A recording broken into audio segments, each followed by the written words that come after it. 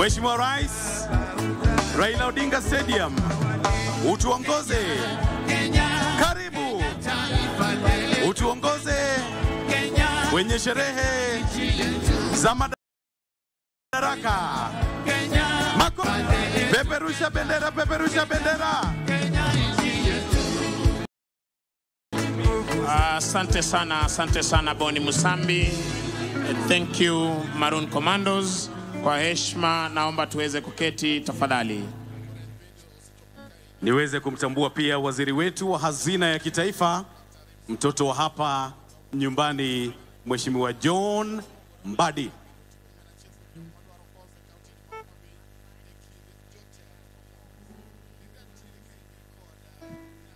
Basi ningependa pia kutambua kuwasili kwake Inspector Generali wa polisi Bwana Douglas Kanja Kirocho, ambaye ameshawasili kupata kuwa nasi, na hali kadhalika mwanasheria mkuu Bi Dorcas Oduor, Mheshimiwa Dorcas Oduor, ambaye ni mwanasheria mkuu wa taifa la Kenya. Boni Musambi pamoja na Bwana Mwangi, tuendelee na itifaki tukisubiri gwaride.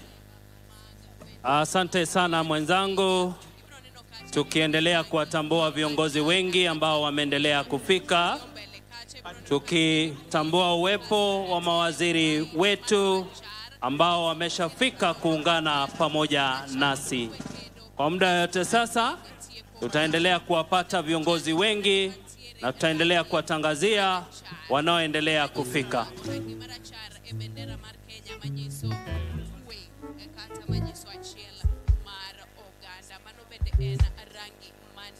Spika wa Seneti, karibu sana Mheshimiwa Jefferson Amason Kingi. Makofi mazuri anapowasili.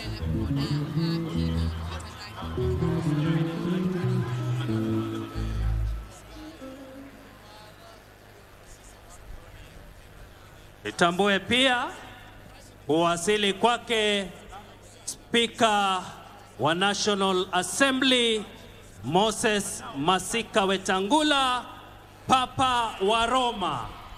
Karibu Mheshimiwa Moses Wetangula.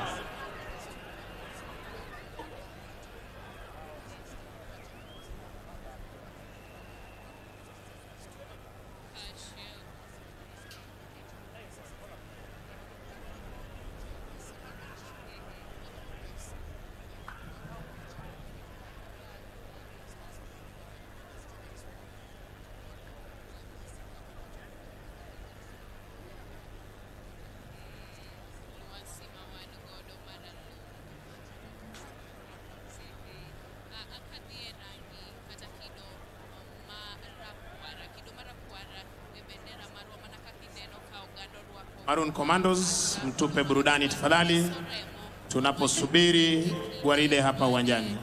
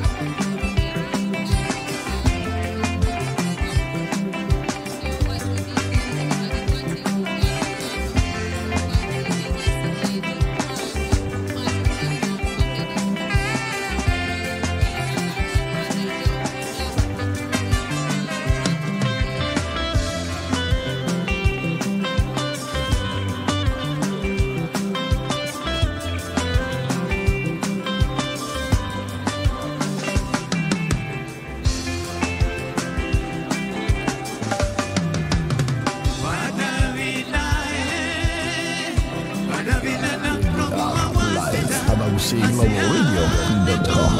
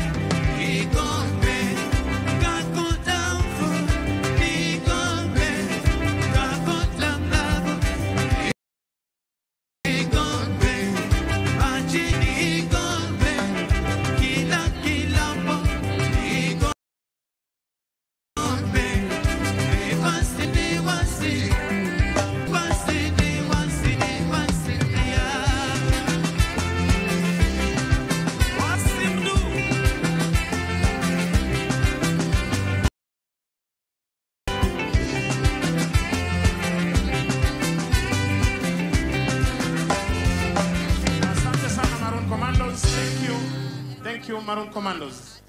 Basi wakati wote tokea sasa tutaweza kumpokea mkuu wa majeshi ya ulinzi pamoja na service commanders kuweza kupokea gwaride rasmi hapa uwanjani.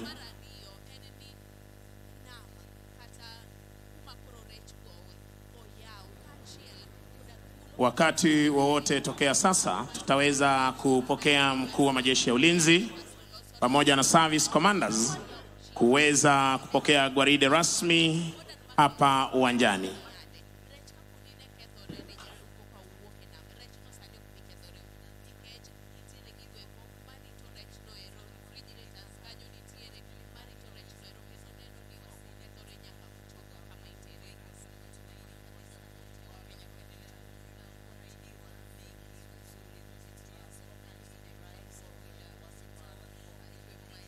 Basi kwenye jukwaa rasmi pia namuona Director General Kenya Coast Guard Services Bwana Bruno Siosho ambaye ameshawasili kupata kuwa nasi.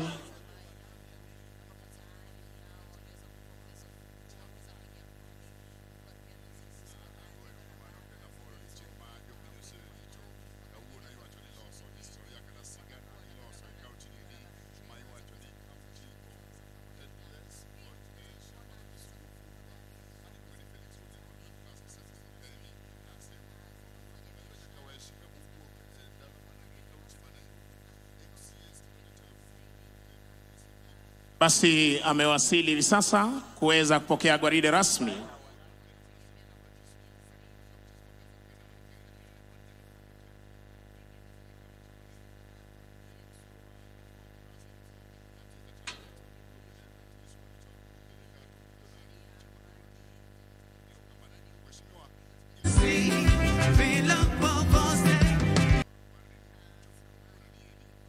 Mkuu wa majeshi ya ulinzi Jenerali Charles Kahariri akiwa ameandamana na naibu mkuu wa majeshi ya ulinzi Luteni Jenerali John Garavayo Menda, kamanda wa jeshi letu la wanaanga Luteni Jenerali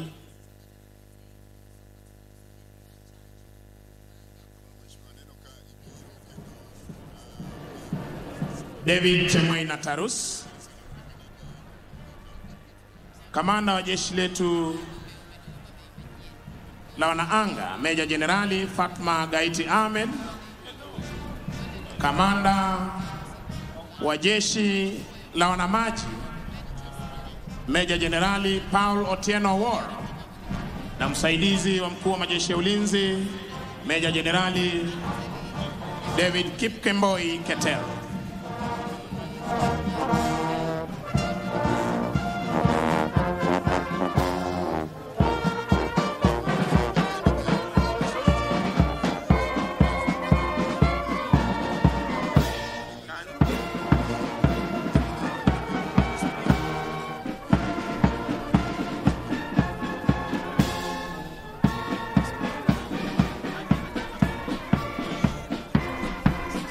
Kwa heshima wananchi, naomba sote tusimame kwa heshima ya bendera ya kikosi cha 7 kinachoandaa gwaride hili.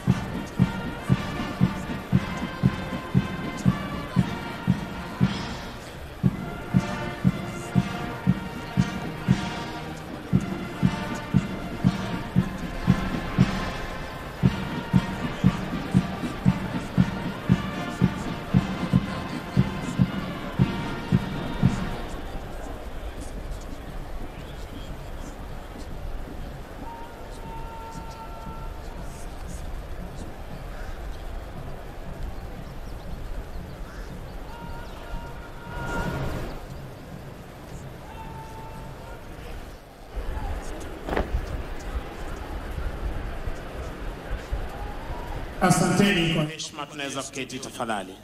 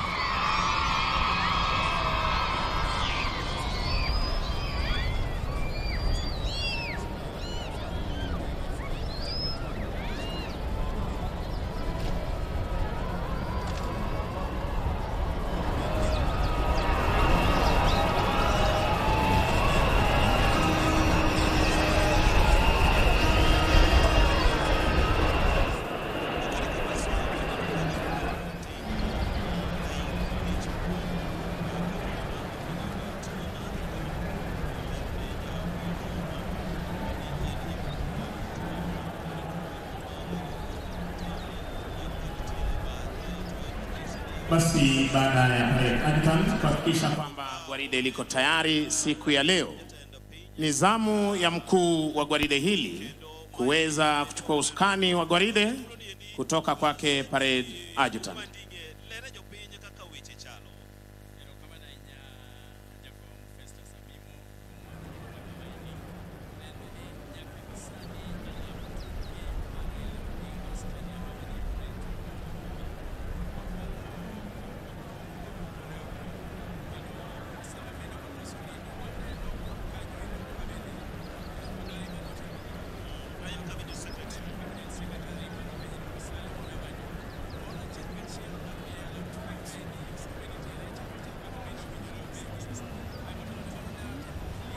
Naye baada ya kumkabidhi anaondoka kwa muda mfupi sana aliyoweza pewa ili akaweze kuchukua nafasi yake rasmi ndani ya gwaride hili.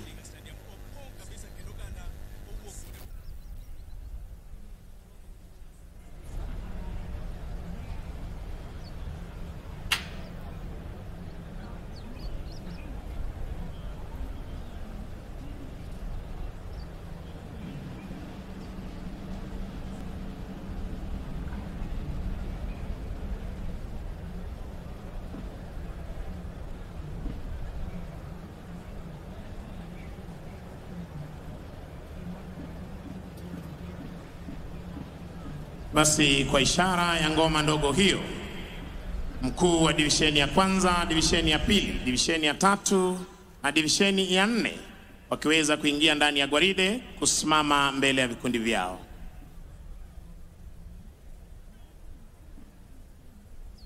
Sharti pia nao kuweza kuwekwa sawa.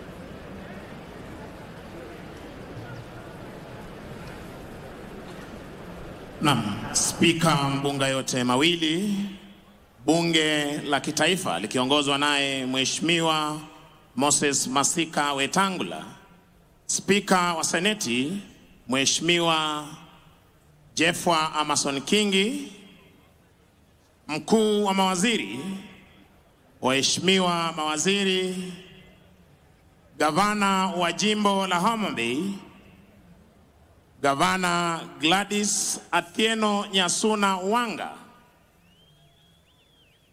waheshimiwa mawaziri, katibu wa wizara mbalimbali, waheshimiwa wabunge, maafisa wa ngazi za juu wa majeshi ya ulinzi na asasi za usalama, wageni waalikwa, mabibi na mabwana.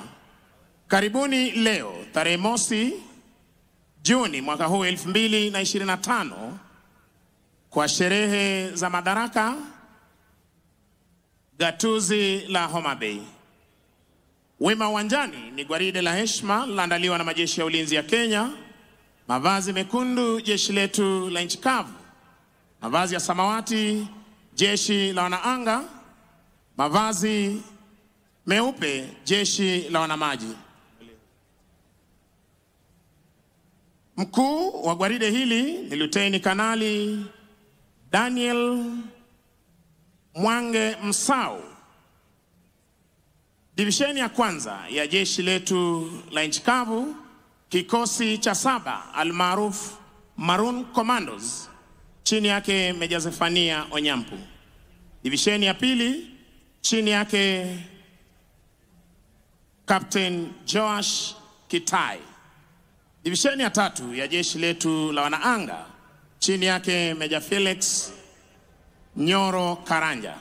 Divisheni ya 4 jeshi la wanamaji chini yake Meja Vincent Mtua Mwikia. Brigade Adjutant Captain Tom Ogoma Obonyo. Afisa aliyetwikwa jukumu la kubeba bendera iliyo fahari ya kikosi cha 7 Luteni Victor Kiptumbet, akishirikiana naye Luteni Ibrahim Rajab Mohamed. Red RSM Warrant Officer 1 Wilson Lekalepi. Wanaosindikiza bendera hii ya kikosi cha 7 Sergeant Mohamed Nur, akishirikiana naye Sergeant Joseph Karanja. Mziki unazidi kupromoshwa na bendi za majeshi ya ulinzi chini yake mkurugenzi mkuu Kanali Cyrus Njagi. Basi nimpishe mwenzangu aweze kufanya itifaki, kisha tutaweza kuendelea. Tafadhali niombe kutangaza kuwasili kwa aliyekuwa waziri mkuu Baba Raila Amolo Odinga. Wapi makofi ya Baba Raila Amolo Odinga? Karibu kwenye uga Raila Odinga Stadium. Asante sana mwenzangu. Muziki unazidi kupromoshwa na bendi za majeshi ya ulinzi chini yake Kanali Cyrus Njagi. Na hii leo uwanjani mkurugenzi wa muziki jeshi la nchi kavu Captain Kelvin Ochieng Omulo. Parapanda za kumkaribisha Mheshimiwa Rais chini yake Captain Simon Mwanganda, mkurugenzi wa muziki jeshi la wanamaji. Senior Major Warrant Officer 2 Meshula Mtu wa Dhambo, akishirikiana naye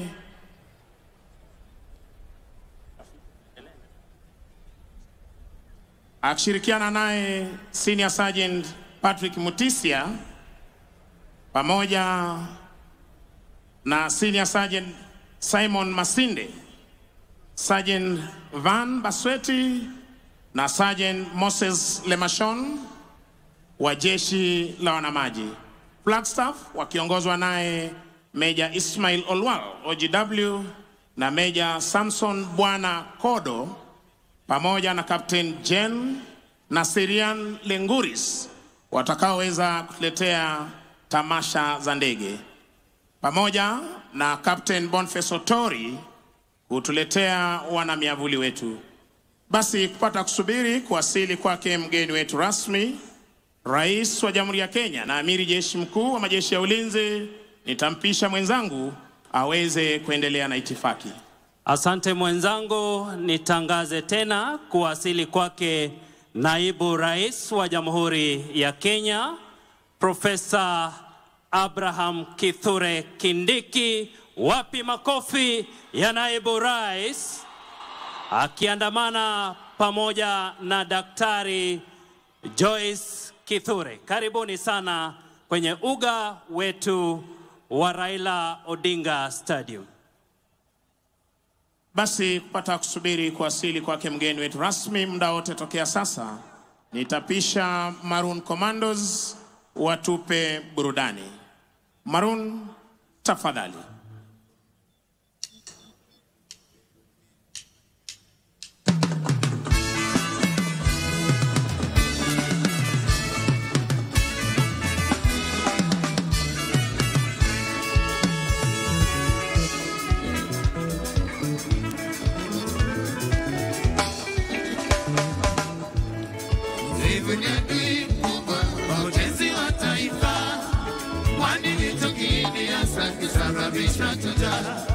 Ewe ndugu yangu, amka kumekucha, kama tajependa panga, twende shamba.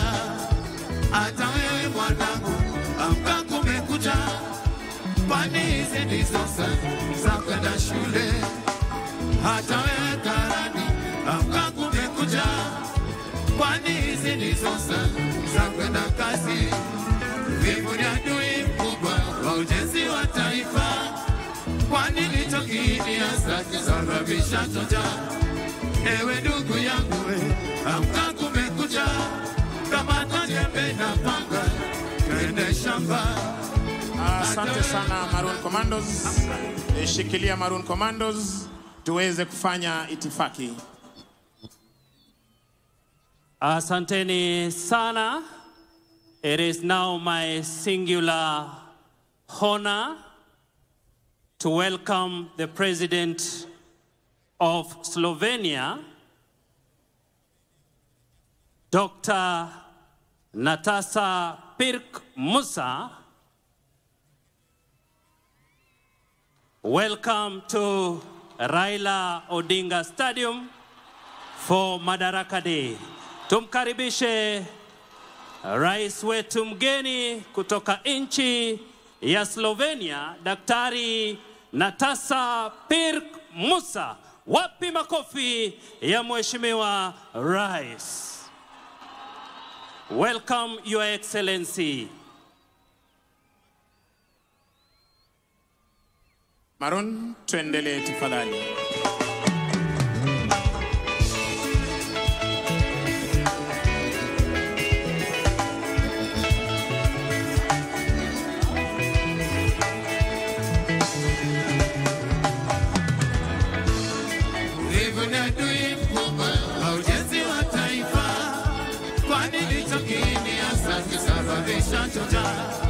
Ewe ndugu yangu, amka kumekucha, kama tajembe na panga, twende shamba. Hata wewe mwanangu, amka kumekucha, kwani hizi ndizo za kwenda shule. Hata wewe karani, amka kumekucha, kwani hizi ndizo za kwenda kazi. Uvivu ni adui wa ujenzi wa taifa, jiepushe na uvivu, tujenge taifa. Ndugu yangu, amka twende shamba, jiepushe na uvivu, tujenge taifa. Wanakwe, amka twende shule, jiepushe na uvivu, tujenge taifa. Karani umekuja, amka twende kazi, jiepushe na uvivu, tujenge taifa. Uvivu ni adui wa ujenzi wa taifa, jiepushe na uvivu, tujenge taifa. Ndugu yangu, amka twende shamba, jiepushe na uvivu, tujenge taifa. Wanakwe, amka twende shule, hiyo elimu ya msingi usikarajie. Jiepushe uvivu. Jiepushe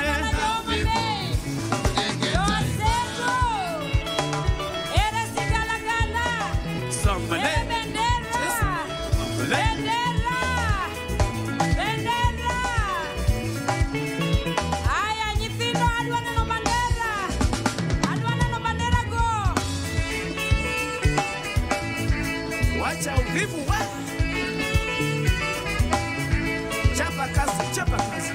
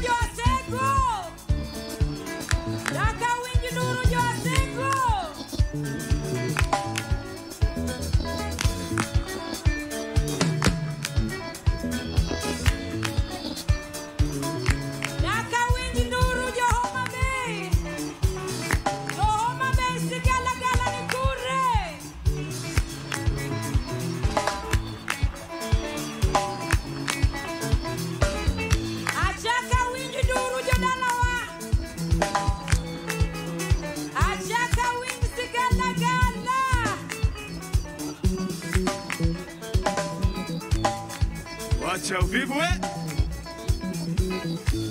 Asante sana Maroon Commandos, thank you.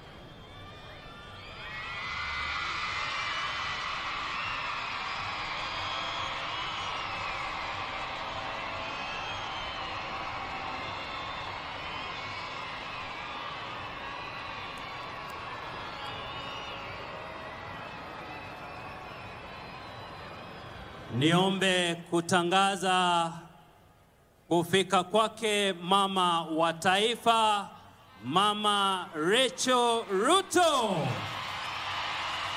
Karibu kwenye uga Raila Odinga Stadium tunapojitayarisha kwa sherehe za madaraka. Basi wakati wowote tokea sasa atajiunga nasi Rais wa Jamhuri ya Kenya na Amiri Jeshi Mkuu wa majeshi yote ya ulinzi ya Kenya, Mheshimiwa Daktari William Kipchirchir Samoei Ruto.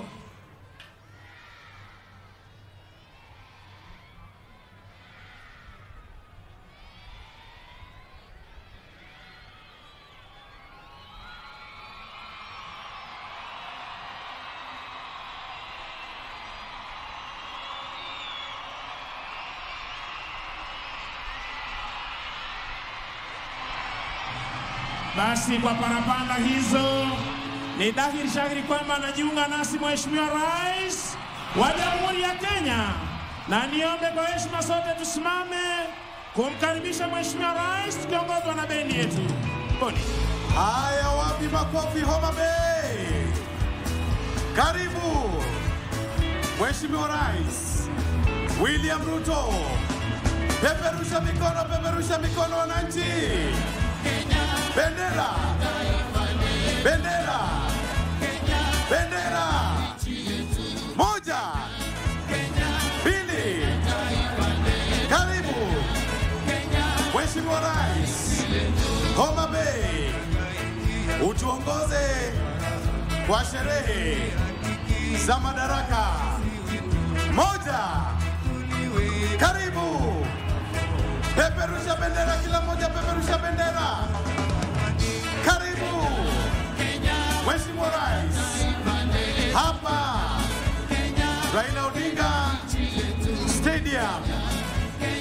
Karibu. Tunakupenda.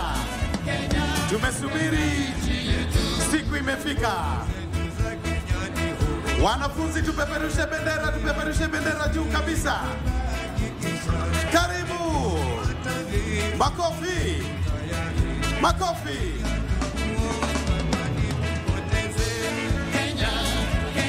Haya, bendera zipepee kabisa. Karibu. Mheshimiwa Rais. Hapa Homa Bay. Utuongoze kwa sherehe za madaraka. Wapi vigelegele RS6, vigelegele kabisa kwa Mheshimiwa Rais.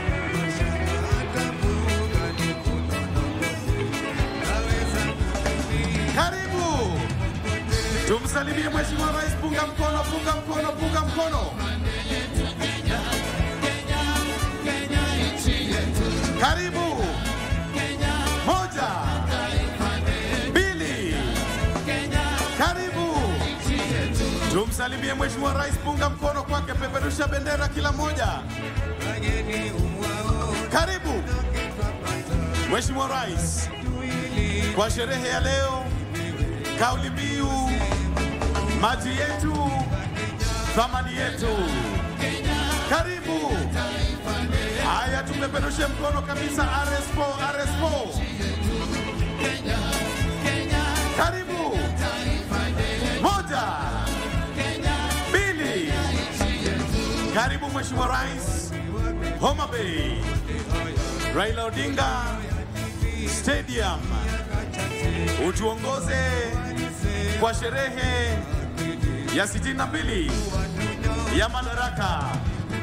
Karibu. Karibu. Wapi makofi na vigelegele kwa Mheshimiwa Rais, wananchi? Karibu. Karibu. Rais wetu, tunakupenda sana. Moja. Pili. Karibu. Mheshimiwa Rais. Asante sana Maroon Commandos. Asante Maroon Commandos. Asante Maroon Commandos. Niombe kwa heshima tubaki tukiwa tumesimama kwa wimbo wa taifa na wimbo wa Jumuiya ya Afrika Mashariki.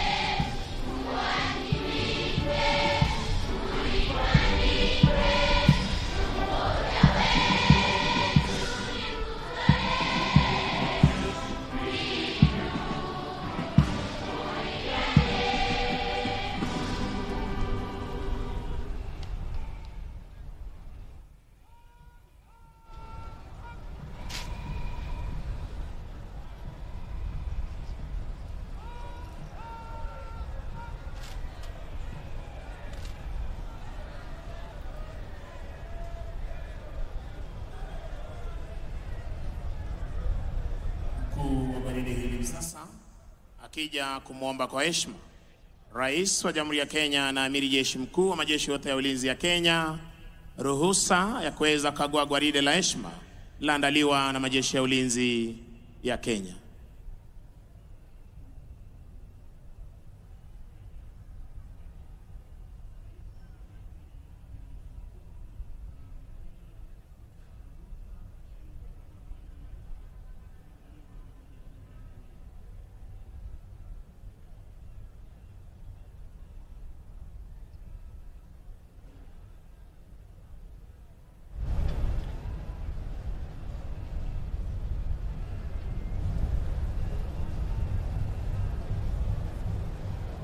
Asanteni kwa heshima, tunaweza kuketi tafadhali. Anayemsindikiza Rais wa Jamhuri ya Kenya ni Mkuu wa majeshi ya ulinzi ya Kenya, Jenerali Charles Mreu Kahariri.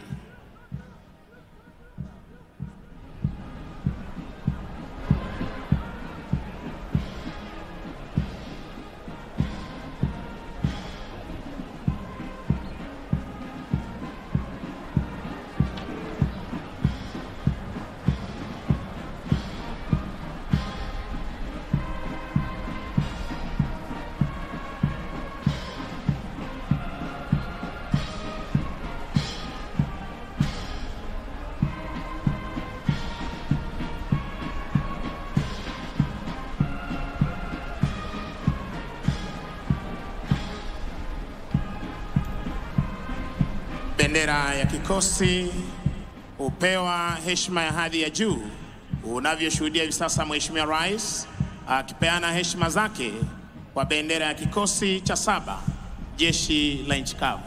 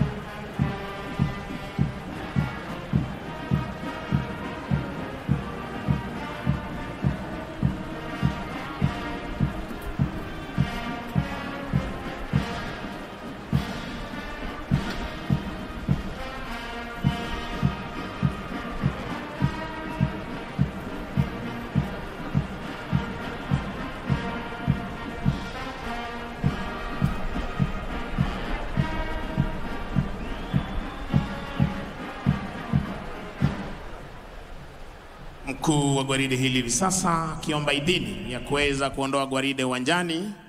Punde tu Mheshimiwa Rais atachukua nafasi yake kwenye jukwaa maalum.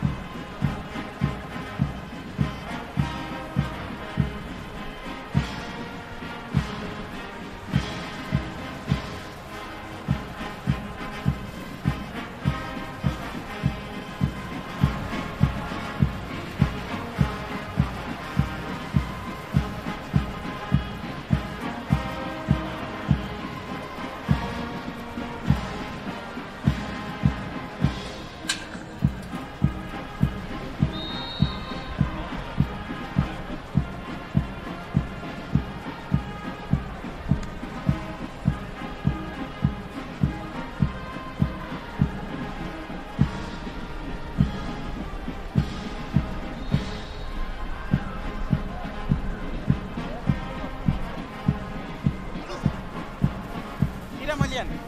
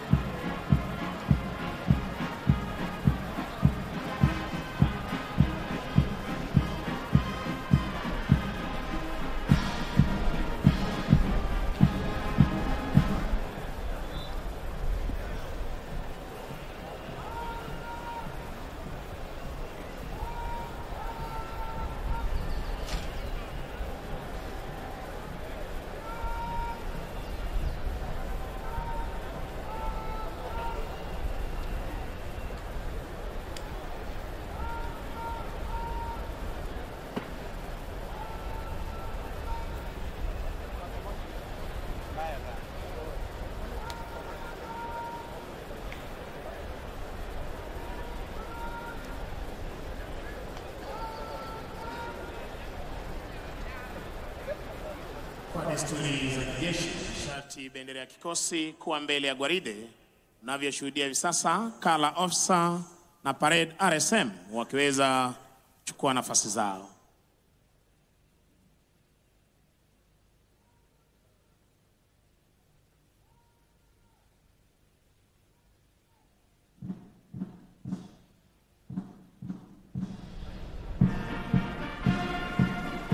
Mheshimiwa Rais, kwa amri hiyo, wanajeshi hawa baada ya kuandaa gwaride la kufana siku ya leo gatuzi hili la Homa Bay, wanaondoka hapa uwanjani kupata kujiunga na wenzao kuzidi kudumisha ulinzi wa taifa letu la Kenya, kuhakikisha kwamba mipaka, anga na fuo za bahari zetu ziko salama masaa 24.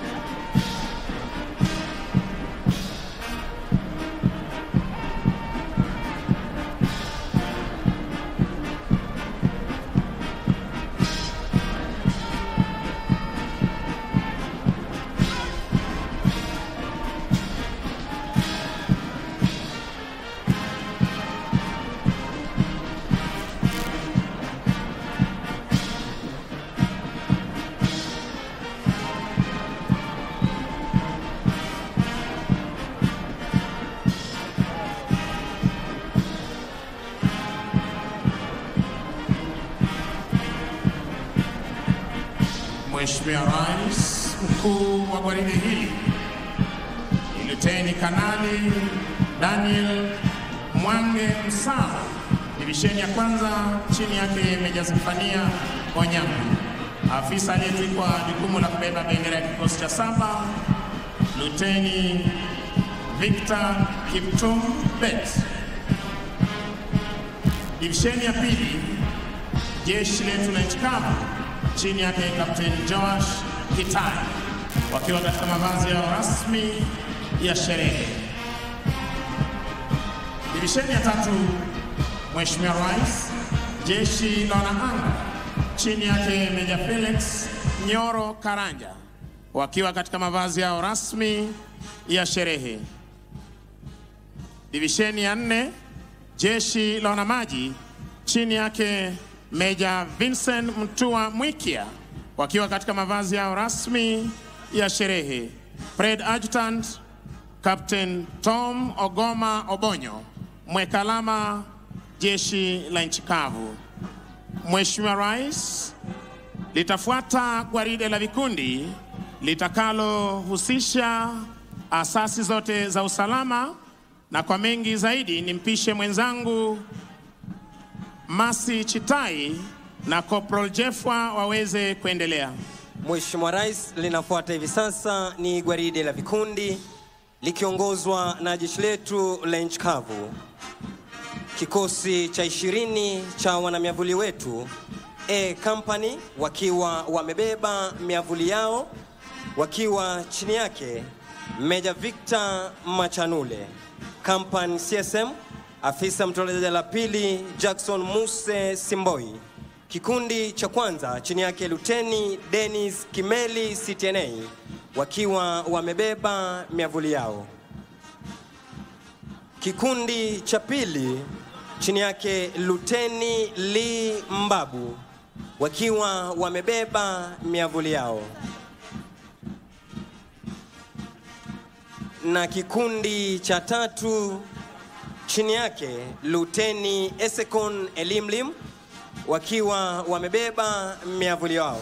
Wanafuata hivi sasa Mheshimiwa Rais ni D Company wakiwa katika magwanda yao mepesi ya kivita. Chini yake Meja Lekarsia Kevans. Company CSM afisa mtolezaji la pili Mwinyi Haji Matano. Kikundi cha kwanza chini yake Luteni Hassan Abdi katika magwanda yao mepesi ya kivita. Kikundi cha tano chini yake Luteni Kevin Cheriot wakiwa katika magwanda yao mepesi ya kivita. Nacho kikundi cha sita chini yake Luteni Maxwell Madheka katika magwanda yao mepesi ya kivita. Mheshimiwa Rais, wanafuata hivi sasa ni polisi wa kitaifa Kenya Police Service chini yake Superintendent Julius Kemoi akisaidia na Chief Inspector Christopher Cheronges. Kikundi cha kwanza chini yake Inspector Samuel Poloman katika magwanda yao rasmi ya sherehe. Kikundi cha pili, kikundi cha kinadada chini yake Chief Inspector Monica Onyango akisaidiana na Inspector Susan Kihenjo katika mavazi yao rasmi ya sherehe. Wanafuata hivi sasa Mheshimiwa Rais ni GSU chini yake Chief Inspector Peter Kamoiro akisaidiana na Inspector Vincent Korir wakiwa katika mavazi yao rasmi ya sherehe. Wanafuata hivi sasa ni GSU katika mavazi yao mazito ya kikazi chini yake Inspector Samuel Birigan.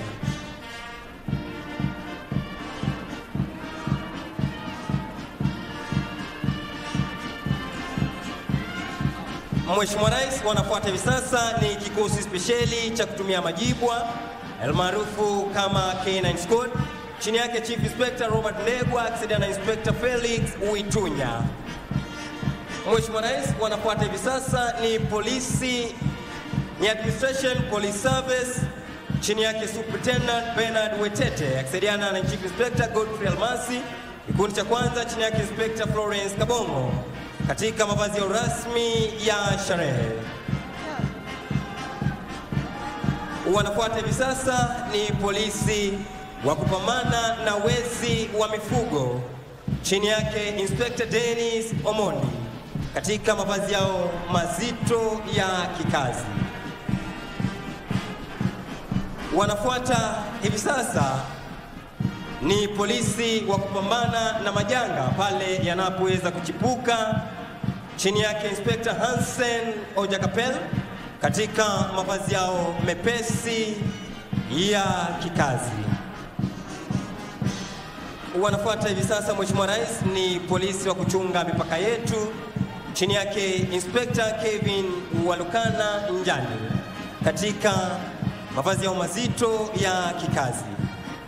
Mheshimiwa Rais, wanaopita hivi sasa ni askari wa kuchunga fuo zetu za bahari almaarufu kama Kenya Coast Guard Service chini yake Sub Lieutenant Kenneth Mwangi. Mheshimiwa Rais, kikosi kifuatacho ni cha askari wa kulinda magereza yetu chini yake Superintendent Francis Ondongo akishirikiana naye Chief Inspector Nicholas Ojal. Kikundi cha kwanza chini yake Inspector Christopher Awiti wakiwa kwa mavazi yao rasmi ya sherehe. Kikundi cha pili, kikundi cha kinadada chini yake Chief Inspector Florence Nyanchama akishirikiana naye Inspector Rose Longit wakiwa kwa mavazi yao rasmi ya sherehe. Wafuatao ni askari wa kupambana na ghasia magerezani chini yake Inspector Eric Omolo.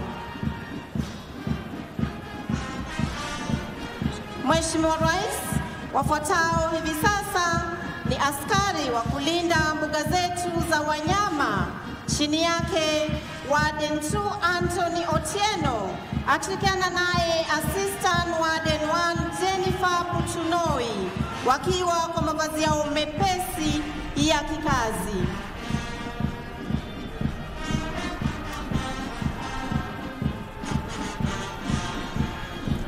Wafuatao Mheshimiwa Rais ni askari wa kuchunga misitu yetu chini yake Superintendent Patrick Iluku akishirikiana naye Chief Inspector Dorcas Otiende pamoja na Inspector Cosmas Mayo wakiwa kwa mavazi yao mazito ya kikazi.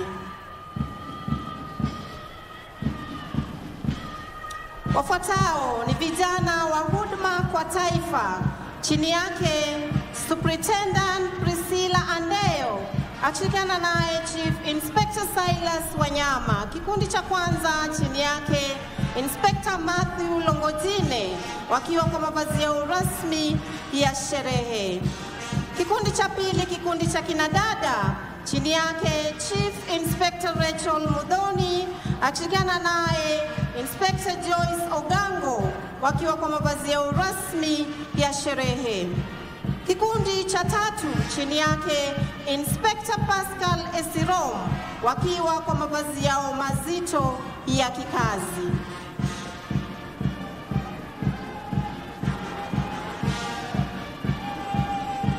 Kikundi cha nne, kikundi cha kinadada chini yake Inspector Masi Mude wakiwa kwa mavazi yao mazito ya kikazi.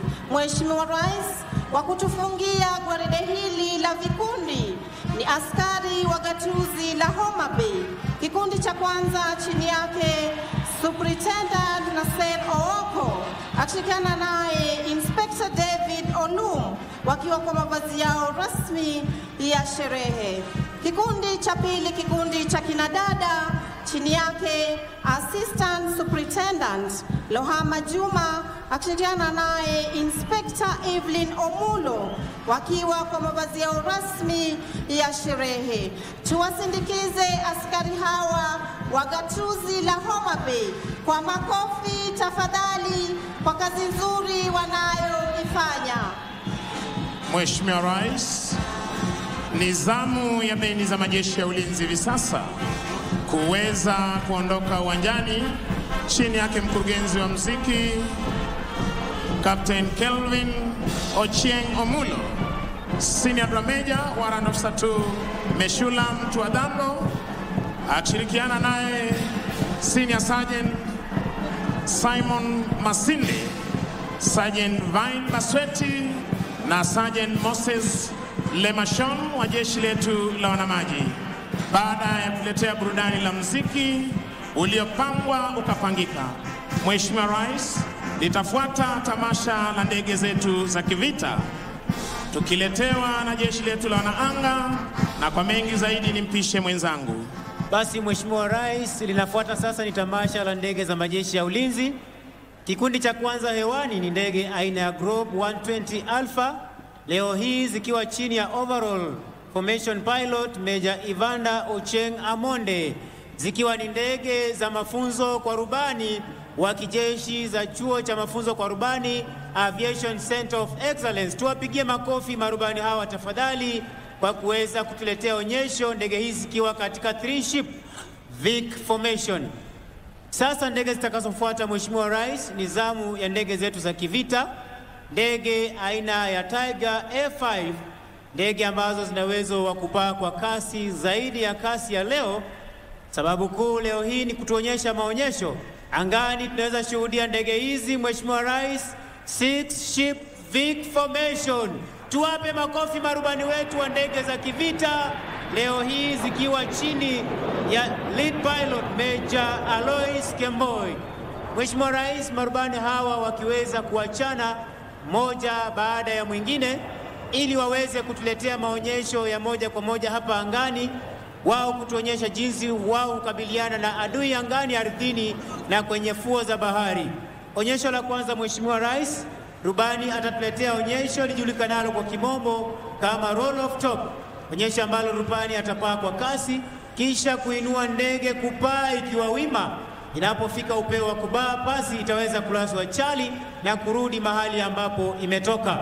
Onyesho la pili, 4-point roll. Onyesho ambalo litatufungulia maonyesho yetu rasmi siku ya leo. Rubani wetu akiweza kujiweka tayari kabisa kuweza kugeuza ndege mara 4, digrii 90 kila mara, kisha anapokamilisha digrii 360 basi kurejesha ndege wima. Tushuhudie angani anapopaa kwa kasi mara ya kwanza, ya pili, ya tatu, ya 4 na kurejesha ndege wima. Onyesho la pili, roll of top. Rubani kupaa kwa kasi kama tunavyoshuhudia hivi sasa, kisha kuinua pua la ndege kama tunavyoshuhudia, kupaa juu kabisa ndege ikiwa wima, kulaza ndege chali akifika upeo wa kupaa na kurudi mahali ambapo ametoka. Tumpe makofi tafadhali. Aileron roll, rubani kupaa na ndege kwa kasi, kuinua pua la ndege na kutupa mizunguko ya kushoto kwa haraka pasipo kubadili mkondo wa ndege. Onyesho la tatu, Mheshimiwa Rais, roll of top. Rubani kupaa kwa kasi kama tunavyoshuhudia hivi sasa, kuweza kuinua pua la ndege kwa umaridadi kabisa, kufika upeo wa kupaa na kurudi mahali ambapo imetoka. Vertical roll, rubani kupaa juu kabisa huku akitupa pia mizunguko ya kushoto kwa haraka pasipo kubadili mkondo wa ndege. Basi Mheshimiwa Rais, kutufungia maonyesho ya ndege zetu za kivita, rubani huyu atatuletea onyesho lijulikanalo kama high speed pass. Onyesho ambalo atapaa kwa kasi zaidi ya kasi ya sauti, ikiwa ndio sababu kuu ya ndege hii kuacha sauti yake mbali. Wengi husikia sauti lakini ndege huwa hawezi kuiona. Kwa hivyo naomba tuweze kuelekeza macho yetu upande wa kushoto mwa jukwaa, mahali ambapo ndege hizi zimekuwa zikitoka zinapotuonyesha maonyesho haya moja kwa moja hapa angani, ili tuweze kushuhudia onyesho hili ambalo rubani huyu atatuletea kwa kasi kabisa. Ndio yule anapiga nyuma sauti ya kipekee almaarufu Sound of Freedom. Tuwape makofi marubani wetu wa ndege za kivita. Na kutufungia maonyesho ya ndege leo hii ni helikopta speciali aina ya Huey, ndege ambayo ina uwezo wa kufanya mashambulizi, hali kadhalika kutafuta na kuokoa wakati wa majanga. Leo hii ikiwa inabeba ujumbe speciali kwa Rais wa Jamhuri ya Kenya na Jamhuri ya Kenya kwa ujumla, ujumbe unaosomwa Happy Madaraka 2025. Tuwape makofi marubani wetu kwa kazi nzuri wanayofanya kuhakikisha ya kwamba taifa letu liko salama masaa 24. Basi onyesho litakalofuata, Mheshimiwa Rais, ni kutoka kwa wana Green Eagles ambalo watakuwa wanatua hapa kwa mnyavuli speciali, na kwa mengi nimkaribishe mwenzangu Sergeant Misango Mbae akaweze kuendelea. Kwako Misango Mbae. Asante sana mwenzangu. Mheshimiwa Rais, angani hivi sasa upande wangu wa kulia ni ndege aina ya Skytrack ambayo imebeba wana miavuli wa jeshi letu la Kenya ambao wataweza kutua mahali hapa kutuonyesha maruko ama ukipenda free fall jumps kwa lugha ya Kimombo. Mheshimiwa Rais, kimuktasari niweze wa kwanza, wa pili, wa tatu wakianza kuchomoka kwenye ndege ile, ukiweza kushuhudia kwenye runinga zetu. Mheshimiwa Rais, nitaweza kupa kimuktasari historia ya wana miavuli wetu ambacho kikosi hiki kiliweza kuanzishwa mnamo mwaka 1988, kikundi cha kwanza kikiweza kupokea mafunzo yao kule Uingereza. Wana miavuli hawa, Mheshimiwa Rais, hutumika hususan wakati wa operesheni Kalikali, na operesheni hizi huweza kufanyika usiku wa manane, ambapo wao huweza kumpata adui kwa ghafla. Mheshimiwa Rais, kikosi hiki hivi sasa kiko chini yake Brigedia Ahmed Ali Saman, na wakati wowote tokea sasa tutaweza kushuhudia wana miavuli hawa wameshatoka, wa kwanza, wa pili, wa tatu wakiweza kuja mahali hapa. Mheshimiwa Rais, tutakao kuwa tunatarajia Mheshimiwa Rais siku ya leo ni Warrant Officer 1 Obadia Midibe, akiwa yeye ndio jump master na kiongozi wa wana miavuli hawa. Wa pili atakuwa ni Senior Sergeant John Njoroge kutoka Brigade Speciali ya jeshi letu la nchi kavu. Wa tatu tutakayekuwa tunamtarajia ni Warrant Officer 1 Paul Aluku Omasaja kutoka jeshi letu la wanaanga, wakishirikiana naye Senior Sergeant John Kide ambaye atakuwa amebeba bendera ya taifa letu la Kenya, Senior Sergeant Steven Irungu akiwa amebeba bendera ya majeshi ya ulinzi ya Kenya, Sergeant Boniface Kiama akiwa amebeba bendera ya jeshi la nchi kavu, Warrant Officer 2 Paul Mbogo jeshi la wanaanga akiwa amebeba bendera ya jeshi la wanaanga, Sergeant John Kizongona akiwa amebeba bendera ya jeshi la wanamaji akiwa anatoka jeshi la wanamaji. Na baada ya hapo Mheshimiwa Rais, tutaweza kuwa naye Corporal Kelvin Kipande, Sergeant Patrick Kuria, na tutaweza kuwa naye afisa mteule daraja la kwanza Ronald Bichanga kuweza kubeba bendera ya gatuzi la Homa Bay. Kisha Mheshimiwa Rais, tutaweza kuwa naye Senior Sergeant Joseph Okeo ambaye ataweza kutufungia onyesho hili. Uwanjani hivi sasa Mheshimiwa Rais, Dropson Safety Officer ambaye anahakikisha kwamba wana miavuli hawa wanatua salama wa salmin, akiweza kuwapa ishara ya moshi, ndiposa wana miavuli wetu wakaweze kuzidi kusoma mahali pa kutua. Afisa mteule daraja la pili Kali Mwema akihakikisha kwamba wana miavuli hawa wanatua mahali hapa salama wa salmin, pamoja na afisa anayewasimamia Captain Boniface Otori. Mheshimiwa Rais, ukitazama angani naweza kuiona bendera ya taifa letu la Kenya ikipepea angani hivi sasa.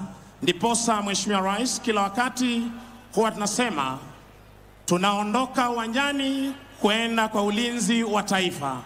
Angani tuko sawa, kwenye fuo za bahari tuko sawa, na utaona Mheshimiwa Rais wakitua mahali hapa mipaka yetu iko sawa masaa 24.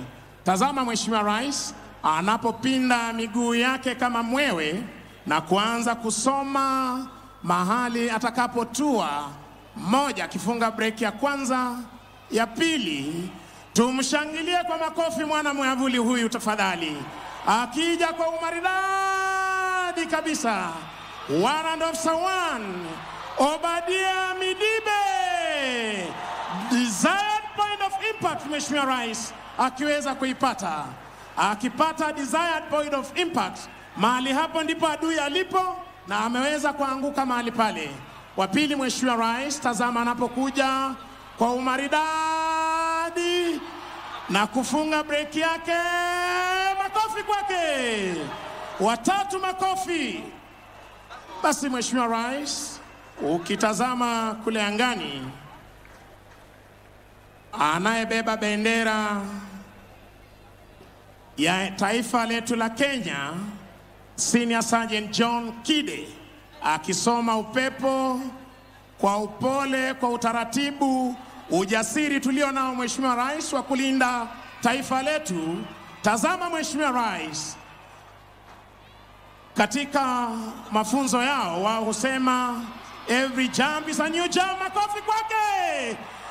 Senior Sergeant John Kide akitua mahali hapa salama salmin. Mheshimiwa Rais, Mheshimiwa Rais, wakija bado wanasoma anga,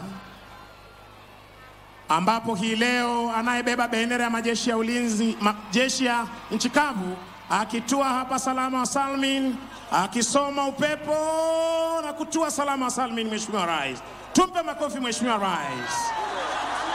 Anayebeba bendera ya majeshi ya ulinzi, Senior Sergeant Steven Irungu, akiweza kutua mahali hapa salama wa salmin, Mheshimiwa Rais.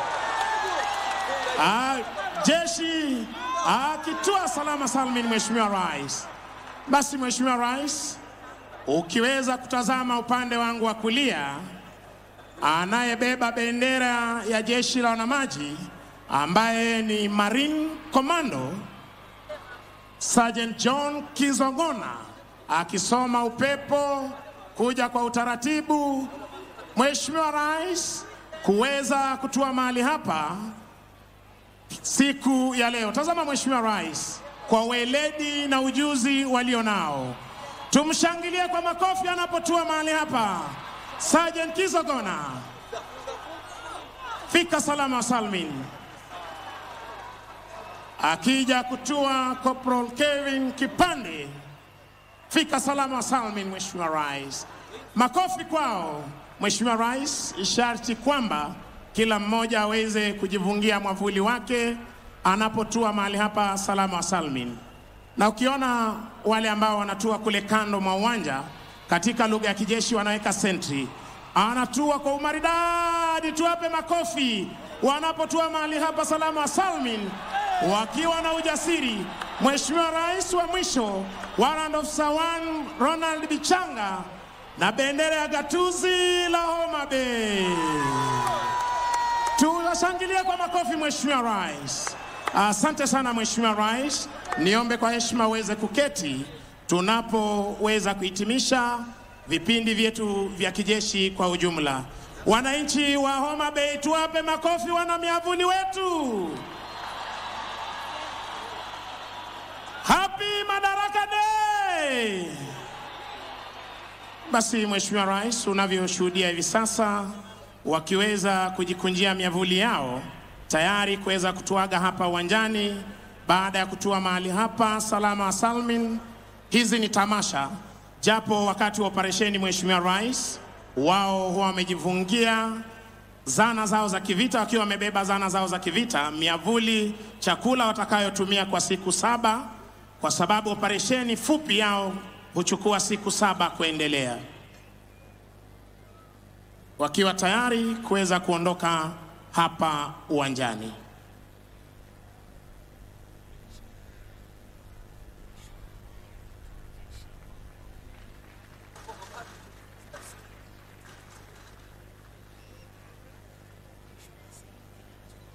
Kauli mbiu ya chuo cha mafunzo yao ikiwa knowledge dispels fear.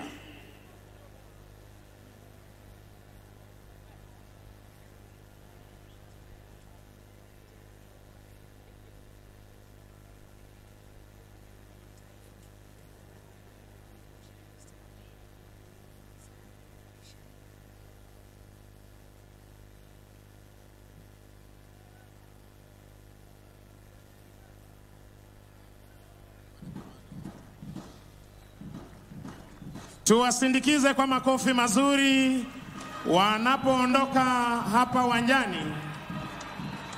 Maarifa hufurusha uoga, ikiwa ni kauli mbiu yao.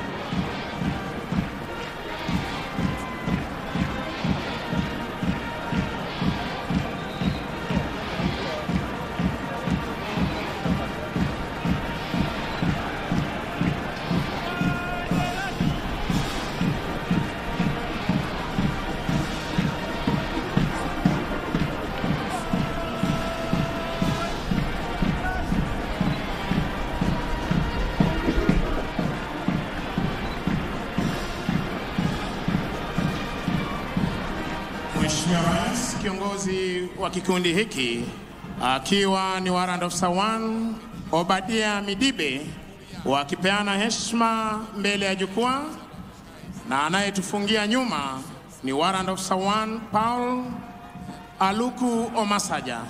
Mheshimiwa Rais, na huo ndio utakuwa mwisho wa tamasha zetu za kijeshi kwa pamoja. Ningependa kuwashukuru waliofanikisha makala haya: Brigadier Elijah Ndegwa Gatere, Brigadier Collins Mitoko, Brigadier Ahmed Mohamed Saman, Brigadier Joel Mayo, Kanali Ali Ibrahim Boru, Kanali Luke Nandasaba, Kanali Frederick Serem, Major Ismail Olwal, OGW, Major Samson Bwana Kodo, Captain Jen Nasirian Lenguris, Sergeant Duncan Kakundi. Niweze kuwashukuru wakuu wa itifaki Major Charles Obwong, Major Lorot Ingolan, Sylvester, na niweze pia kuwashukuru wenzangu Senior Sergeant Kisuya George, Sergeant Masi Chitai, Corporal Kiti Jefwa. Jina langu ni Sergeant Misango Mbae, nikiweza kurejesha kwake katana aweze kuendelea na sherehe zinazofuata. Naam, shukrani sana mwenzangu Misango Mbae. Mheshimiwa Rais, asante sana kwa kuweza kufika siku ya leo kwenye sherehe za madaraka, ambapo tunaenda kusherehekea pia vile vile gwaride la pili, gwaride la maskauti, ambapo mbele yako Mheshimiwa Rais tutakuwa na maskauti wa kike wa kiume, Girl Guides pamoja St. John's Ambulance, vile vile Bandari Maritime Academy. Siku ya leo Mheshimiwa Rais, gwaride la maskauti litaongozwa na bendi za mseto, ikiwa ni bendi ya Agero Sare High School, Mbita High School, Homa Bay High School, wakiweza kuhakikisha kwamba hatua zilizoko ndani ya gwaride hili zitaenda kuwa sawa sawia. Mheshimiwa Rais, ikiwa wewe ndiye baba mlezi wa vikosi hivi vya maskauti wa kike na wa kiume, kunaye Chief Scouts ambaye ni Professor Jacob Kaimenyi, pia vile vile Chief Commissioner Mr. Vincent Rodadi, Chief Executive Officer Bwana Moses Ndada, wakiwa tayari kabisa kutuletea gwaride hili la maskauti siku ya leo. Parade Commander atakuwa ni Kanglain Jean Court Kisulu. Bendi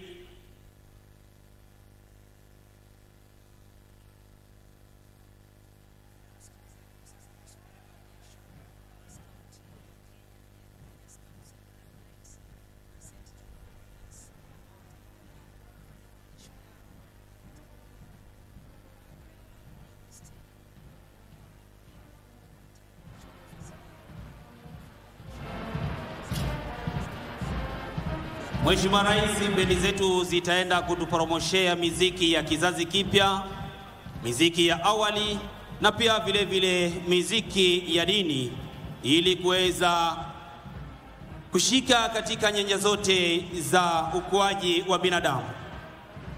Ikiwa kuna vijana, kuna wazee, pia vile vile wanarika. Scouts Mheshimiwa Rais wanaweza kupata mafunzo mashuleni kwao wa kuweza kuwa na maadili mema kwenye jamii. Ni katika ile hali ya kuweza kukuza watoto ambao wataenda kurithi kwenye maisha ya kibinadamu. Hivyo basi wanaskauti wako na takriban wafuasi milioni 4.4. Girl Guides pia naye vile vile wakiwa wanaweza kufunzwa mafunzo ya kuweza kuishi na kuweza kuwa na dhamana mbele ya umati, wakiwa na takriban wafuasi 200,000. St. John's Ambulance hali kadhalika Mheshimiwa Rais wakiwa na wafuasi takriban 1,500. Hawa wanafunzwa huduma ya kwanza ili kuweza kuhudumia wananchi wakati wa majanga. Girl Guides vile vile Mheshimiwa Rais wako chini ya himaya zake mama mlezi Mheshimiwa B. Rachel Ruto, mama taifa, Mwenyekiti wa kitaifa akiwa ni Teresia Chebet Maina, kamishina mkuu akiwa ni Rose Kioko, kaimu afisa mtendaji wa taifa akiwa ni Claire Opio, naye vile vile mwenyekiti wa bodi wa dhamani akiwa ni Honorin Kiplangat. Kikundi cha kwanza Mheshimiwa Rais cha Scouts hawa ikiwa ni Sungura, wakiwa wamevalia skefu ya rangi ya manjano, wanasema do your best, miaka 6 hadi 11, wakisherehekea nasi sherehe za madaraka. Kikundi cha pili kinachofuata Mheshimiwa Rais ni kikundi cha chipukizi, wakivalia skefu ya rangi ya kijani kibichi, miaka 12 hadi 15, wakisema be prepared.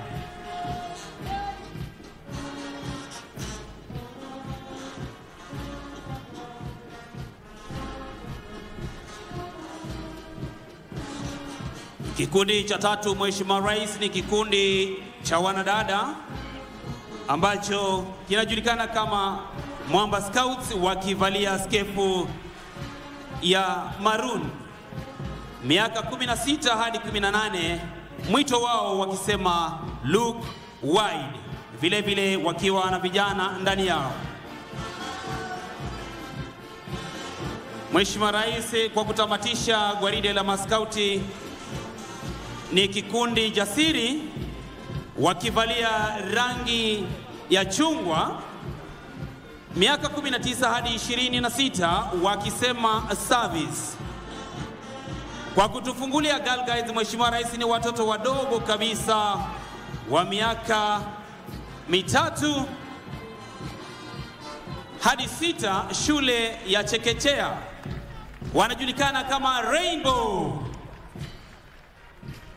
wakirusha mkono mbele na nyuma. Wapi makofi yao wananchi tafadhali?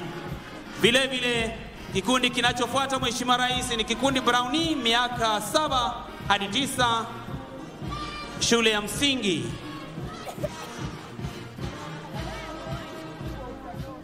Girl Guides miaka 10 hadi 14, wakipita wakivalia rangi nyekundu.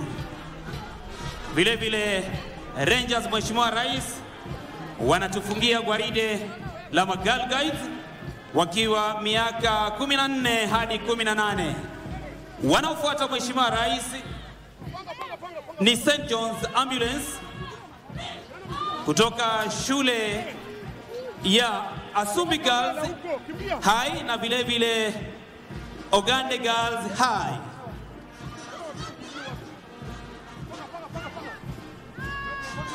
Wakiwa katika vikundi vyao vitatu Mheshimiwa Rais,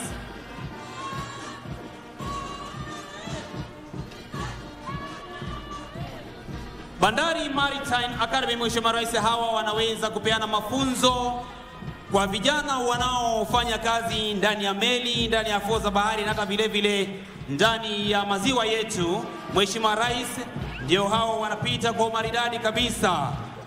Iwapo mmoja wao anatamani kwenda kufanya kazi ndani ya meli, yani unalipwa ukisafiri ndani ya maji, basi Bandari Maritime wanatufungia gwaride la maskauti wa kike na wa kiume, Girl Guides pamoja St. John's Ambulance, vile vile Bandari Maritime.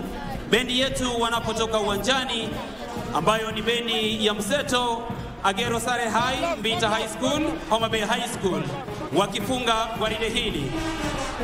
Mheshimiwa Rais, ningependa kuwashukuru walioweza kutusaidia kukamilisha gwaride hili, ikiwa ni Rispa Omala, Rachel Imwani, Catherine Njuguna, Captain Kazungu, na mie Wilfred Katana Iha, nikiweza kuletea matangazo haya moja kwa moja ili tuweze kusherehekea siku za madaraka. Asante sana bendi kwa kuweza kututamatishia gwaride hilo. Asante sana bendi. Ningeomba kurudisha kwake usukani huu Mheshimiwa Rais kwa mkuu wa kitengo cha matangazo ya Rais Bwana Michael Gitonga aweze kuendelea na ratiba ifuatayo. Kwako Michael Gitonga. Asante sana. Tuwapigie makofi tafadhali kwa yale ambayo ametuandalia hapa. Mheshimiwa Rais, naomba sasa tuweze kutulia kwa maombi na niwaalike watakaotuongoza kwa maombi siku ya leo. Nimwalike Bishop Bernard Okumu Ondiek akifuatiliwa na Sheikh Ali Abdullahi, alafu atakayetufungia ni Abednego Adiembo. Twende kwa maombi tafadhali. Our dear Heavenly Father, Maker of heaven and earth, we thank you for this Madaraka Day, a day that marks our nation's journey towards self-governance, unity, and purpose.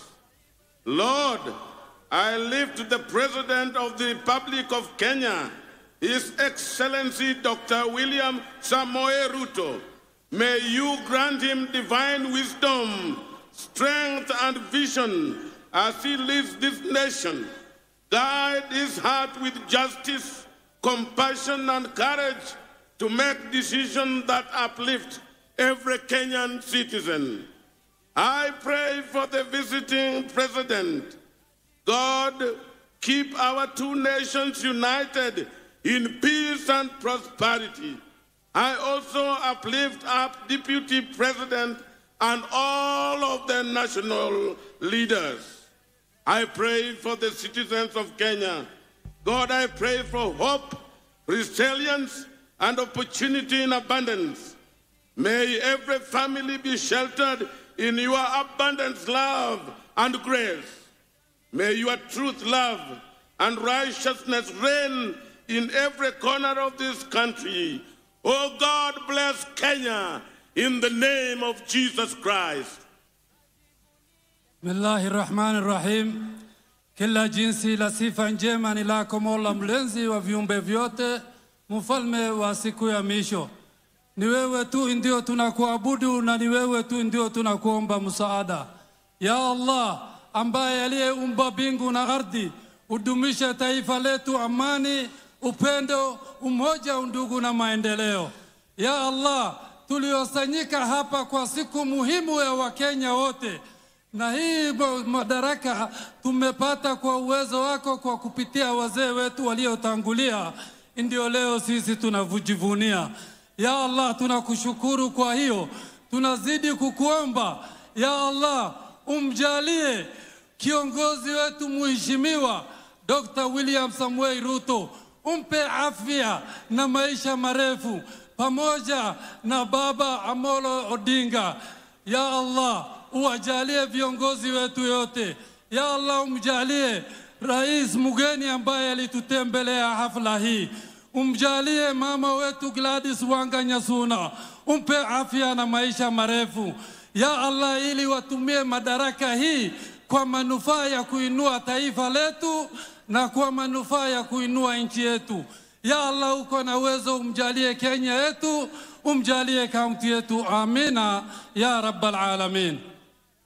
Katonda omulushwe kyalo ne bigiri nyakyanga owire warero no wiro unene wa Wakenya batukana nabo obukanga shibwo kulinde kyalo kyabu.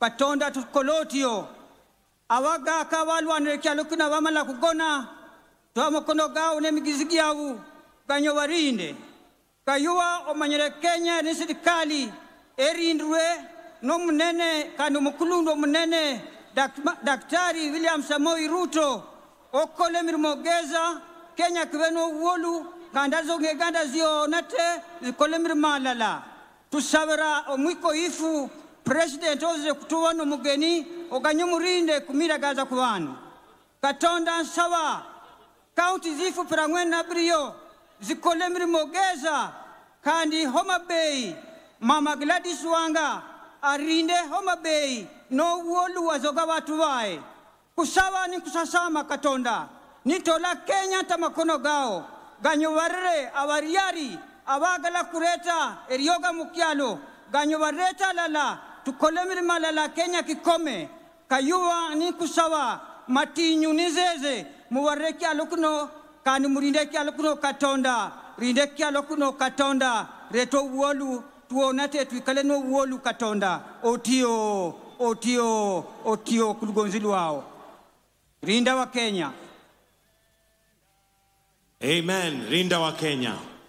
Your Excellency, Dr. William Samoei Ruto, President and Commander-in-Chief of the Kenya Defence Forces, Your Excellency Rachel Ruto, the First Lady of the Republic of Kenya, Your Excellency Natasha Pirks Musar, the President of Slovenia, Your Excellency Professor Kithure Kindiki, Deputy President of the Republic of Kenya, Your Excellency Dr. Joyce Kithure, spouse to the Deputy President, the Right Honorable Raila Amolo Odinga, the Prime Cabinet Secretary Honorable Musalia Mudavadi, the Speaker of the National Assembly and the Senate, Lady Justice Martha Koome, Chief Justice and President of the Supreme Court, the Chief of Defense Forces General Charles Kahariri, service commanders, Your Excellency Gladys Wanga, Governor of Homa Bay County, all governors present, cabinet secretaries and principal secretaries present,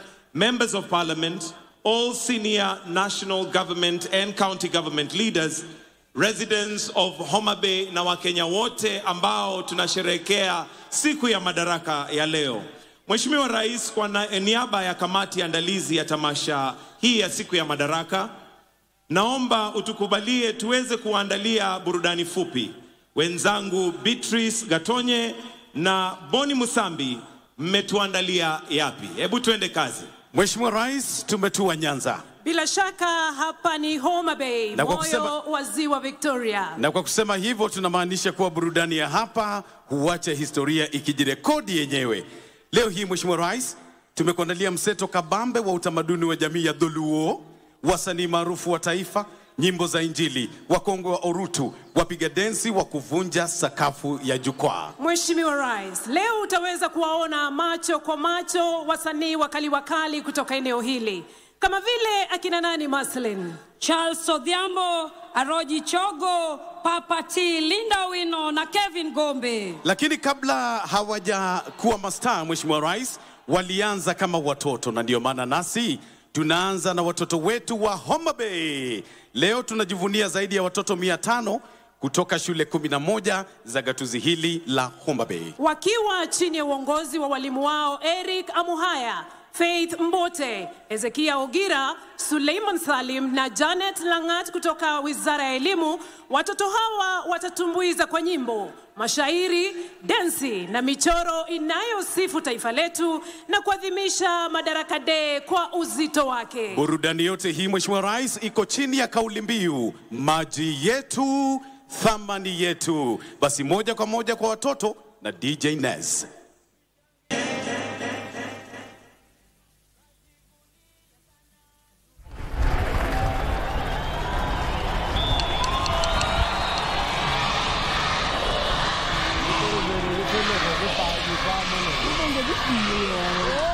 Wameunda jina Homa Bay, County of Endless Potential. Wapamne giuru wagone nithindo gosigala gala jo Homa Bay.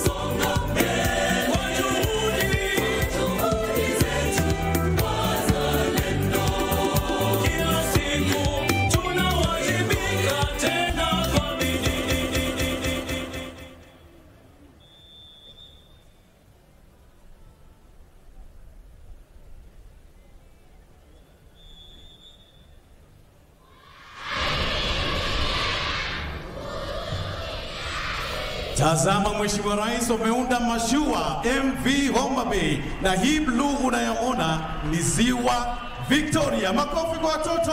Wapamne kiuru, wapane kisigala kala kaki.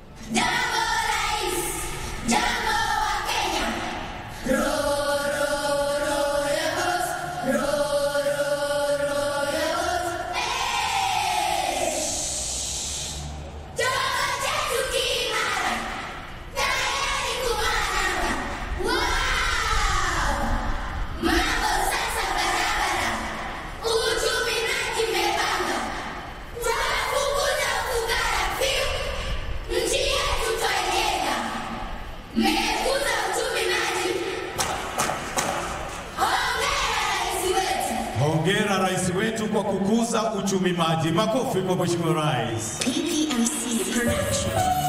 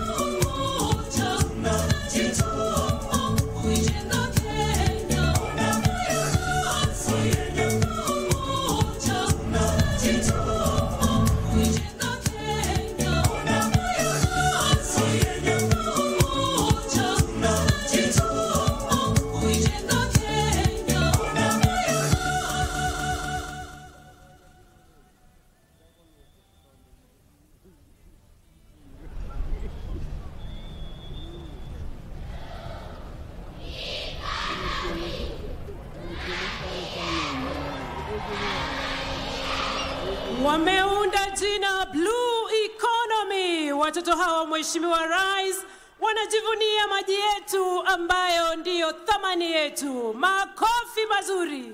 Wapamne kiuru kakichumano.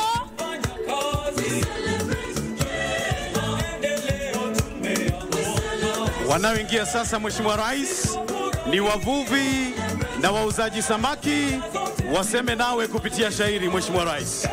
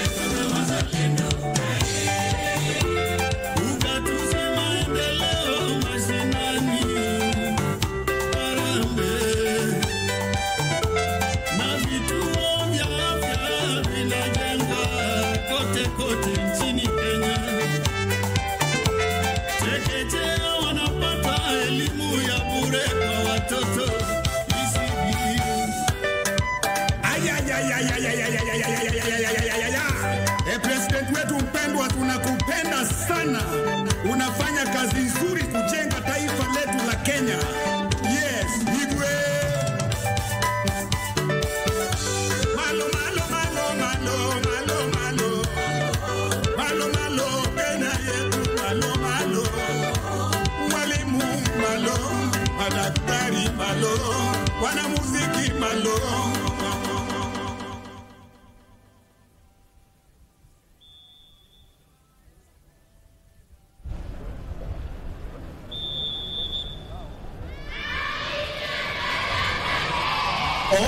Maajabu, Mheshimiwa Rais, wameunda samaki. Mkono wa kushoto ni kichwa, mkono wa kulia ni mkia. Na kwa vile umeshusha bei ya unga wa ugali, mlo umekamilika, Mheshimiwa Rais. President wetu mpendwa, tunakupenda sana. Unafanya kazi nzuri kujenga taifa letu la Kenya. Yes, Igwe. Malo, malo, malo, malo, malo, malo. Malo, malo, Kenya yetu, malo, malo. Walimu, malo. Madaktari, malo. Wanamuziki, malo. Wakulima, malo. Wanajeshi,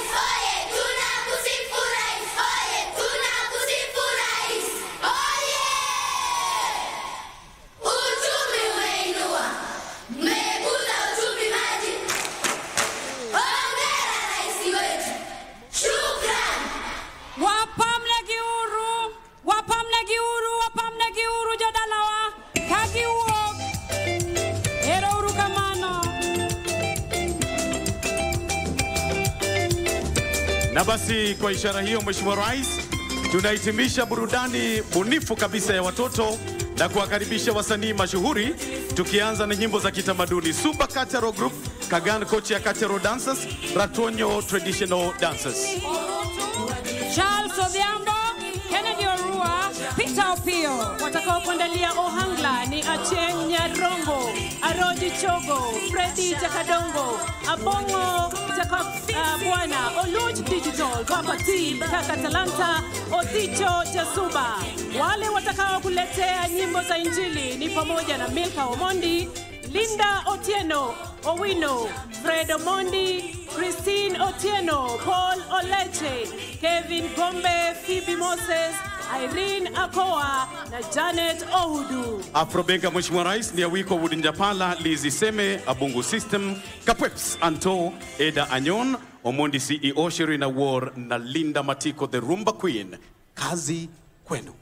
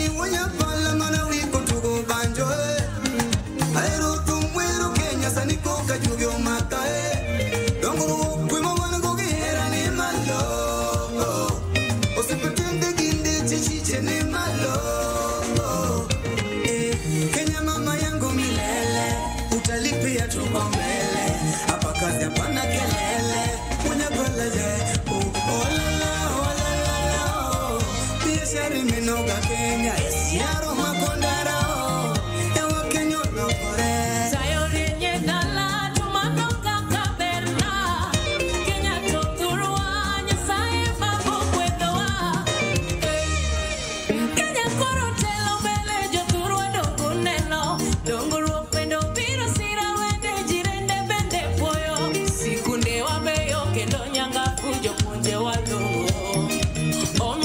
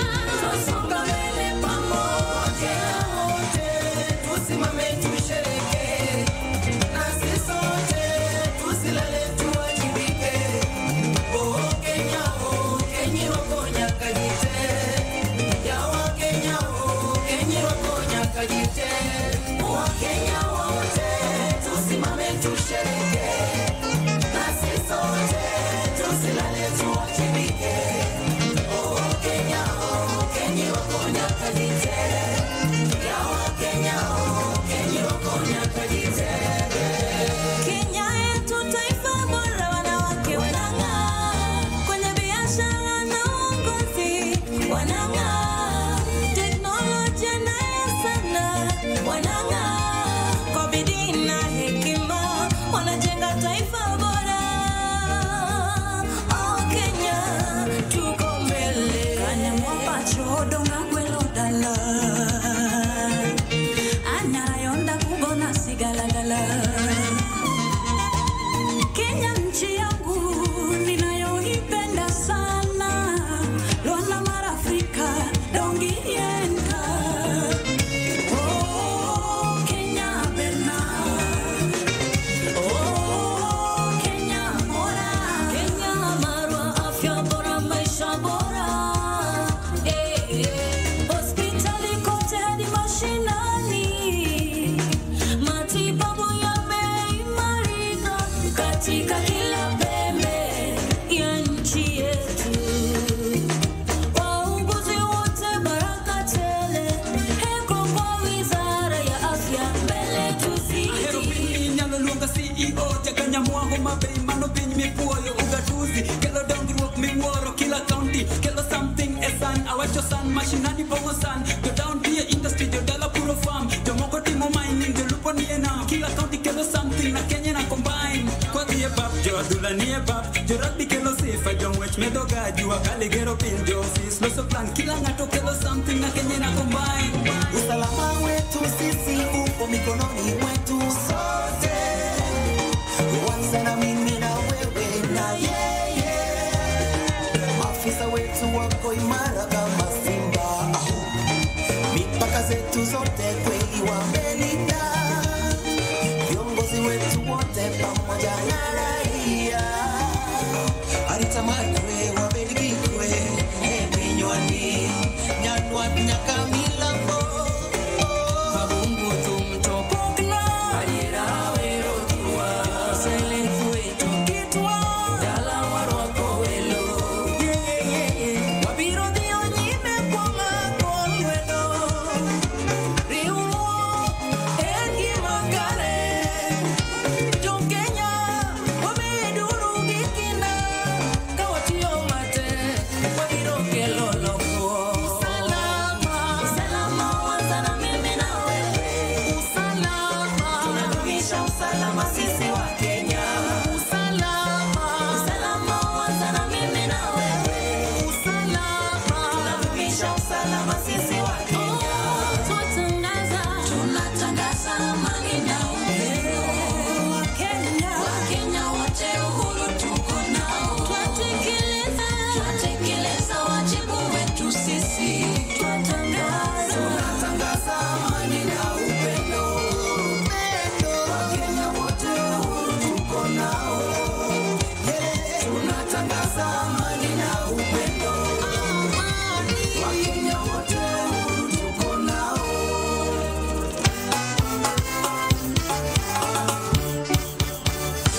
BBMC Production.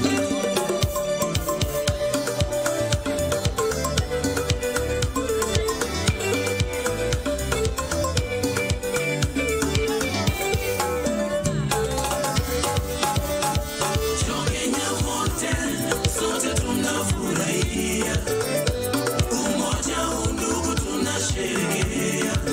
Bidii yetu ndiyo nguzo imara, ushirikiano ndiyo msingi wetu. Tunajenga Kenya, tunasonga mbele pamoja. Yakanimu Kenya luto wa koloni kiwa winyama we. Yakanedu akatele luto ganda wa kiwari wore. Ni Kenya gerore, sami wadegi kwe. Uchumi udok mayo, yepa yuro mabere jo Kenya mate.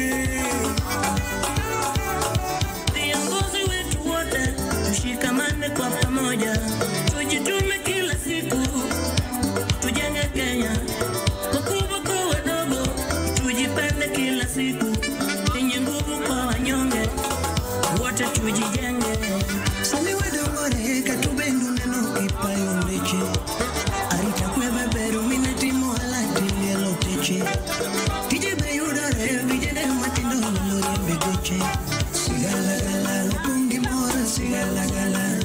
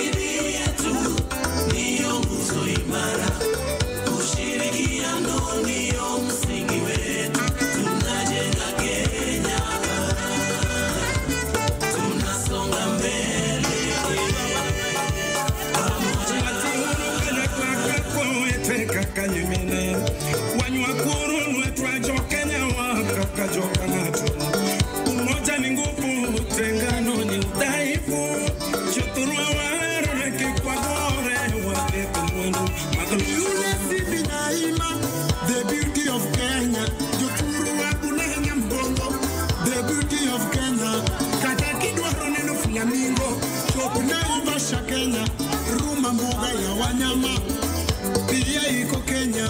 Tunapenda Kenya, nchi yetu yenye upendo. Tunapenda Kenya, nchi yetu yenye mavuno. Tunapenda Kenya, nchi yetu yenye amani. Sherekea kwa pamoja Kenya yetu, tujivunia kuzaliwa sote Kenya. Hatubabaiki, ujasiri tunayo, nchi yetu imebarikiwa. Wakenya wote tuiombe nchi yetu na tuitunze, utose konyo watinende wa moruru jo Kenya Kenya nchi yangu, hakika naipenda. Elimu bora tunao, itindo yudorieko, andora malero waloso. Yungi wagi mutuche, viwanda bora tunavyo. Uganda yudotije, Kenya bena. Biuni nunga matalo rais. Uganda biuni nunga matalo kina marwa. Namatalo rais talo jopi, namatalo kero marwa talo jopi. Jatelo ile kiongozi marwa, rais ile kiongozi marwa. Ikumisa timo nenyore elela, ili Uganda wadutu pinyu moru kodi. Gogo migepe Kenya ka wa moru kodi. Tunasema asante rais wetu, Mungu akubariki.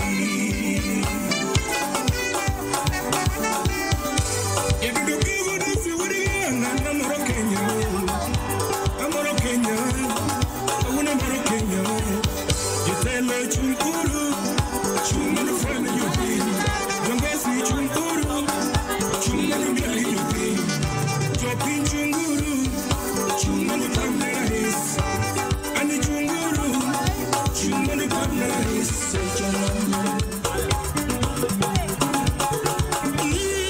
Kawuno togi mor magondo, pinyo tewa neno kamor. Kawuno togi mor magondo, pinyo tewa neno kamor. Wanu kue emo nando ke Kenya, mor gila emo nene kawuno. Viongozi tabasamu kidogo, kila mtu makofi ya chini. Viongozi makofi ya kati, rais wetu makofi ya juu. Koko gisikia wagoyo ginyadi. Rais wetu tunakupenda zaidi. Sisi kama Wakenya tunasema endelea mbele, fanya kazi, sisi tuko nyuma yako. Animo tumano mor manade, kawuono mor tumano mor manade. Uganda mor adua tuedo mor e dala ka. Kenya wan wede tumano mor kawuono. sama mine yongo tomano mor manade, sigala gala tomano mor manade, Yesu timo mabe tomano mor manade, wane no mabe tomano mor manade. Inyuogere tumano mor manade, umabei mporte tumano mor manade. Omabe miela miela tomano mor manade, wan wayudo mabe tomano mor manade,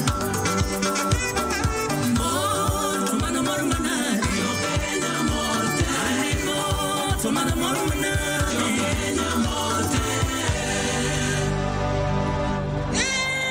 Tokolubanga kumeko masemia walo. Wenye trika wano omugani ine maite. Yesu yo, atego, omuga.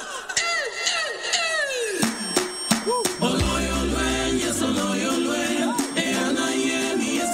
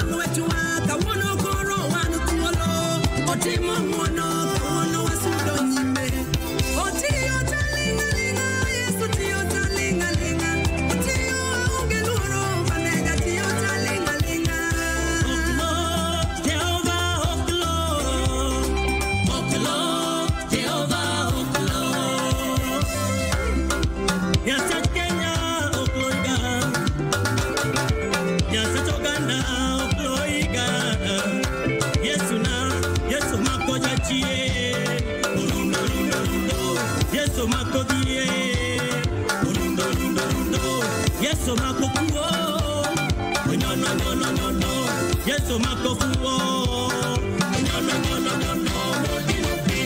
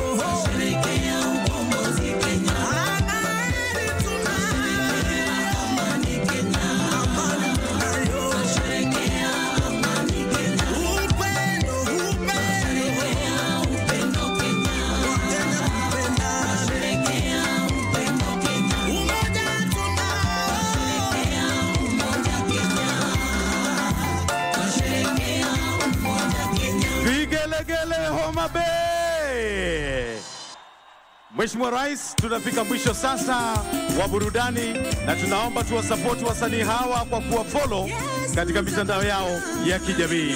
Kwako Michael Kitonga. Tuwapigie makofi tafadhali, tuwashukuru wana burudani. Asanteni sana kwa kazi mzuri, na nimeona ya kwamba hata Mama Aida Odinga karibu aingie kwa uwanja a dance now kidogo. Tunaona kwa wamefanya kazi mzuri sana. Na kwa sasa Mheshimiwa Rais, tungependa kualika State House Choir ili tushangilie Kenya tukiwa sote tuweze kushangilia Kenya tukiongozwa na State House Choir, na pale tuwaruhusu wale ambao wako nje waweze kuingia. Naomba tafadhali waingie kwa upolepole ili tusiwe na madhara yoyote. Tutawaonyesha mahali mtaketi, kwa hivyo tafadhali muingie kwa pamoja. Na kwa sasa pia ni watambue mabalozi wote walio hapa, ambassadors and members of the diplomatic corps. Sasa twende kwa State House Choir tushangilie Kenya.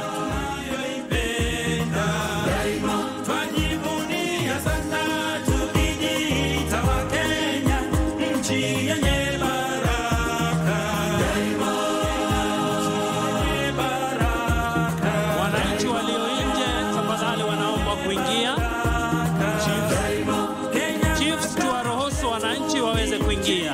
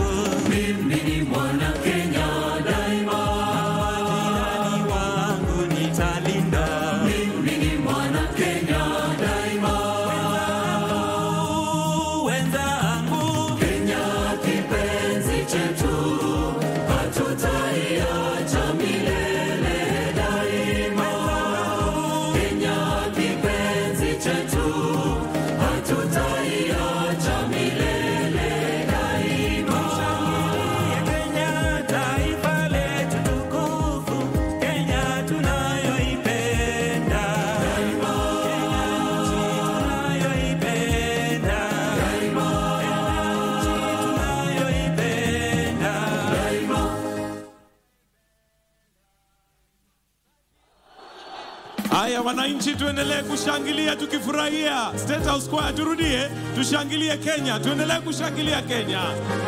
Wananchi wamefurika na wanaingia kwa wingi, waruhusiwe waingie. Tushangilie Kenya, taifa letu tukufu, Kenya tunayoipenda.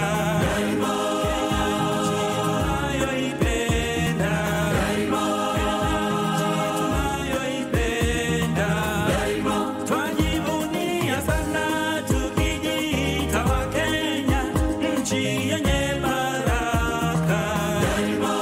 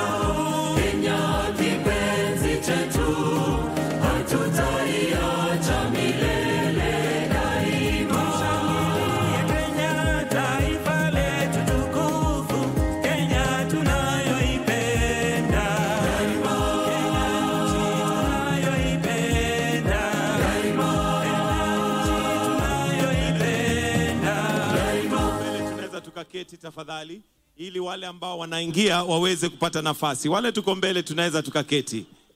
Haya, State House Choir tutaendelea, na pia DJ kama unaweza tupatia wimbo Kasongo utafurahia. Lakini wale ambao wanaingia tafadhali tukiwe kwa upole pole. Kuna nafasi ya kila mtu, kwa hivyo tusisukamane tafadhali.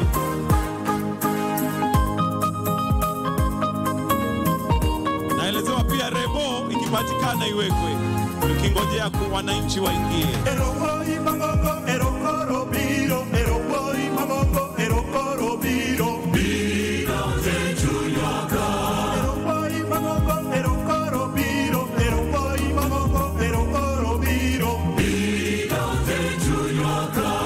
Wale tayari tuko na nafasi, tunaweza tukaketi ili tuwaruhusu wale wako nyuma waweze pia kuona wale tuko mbele tuketi.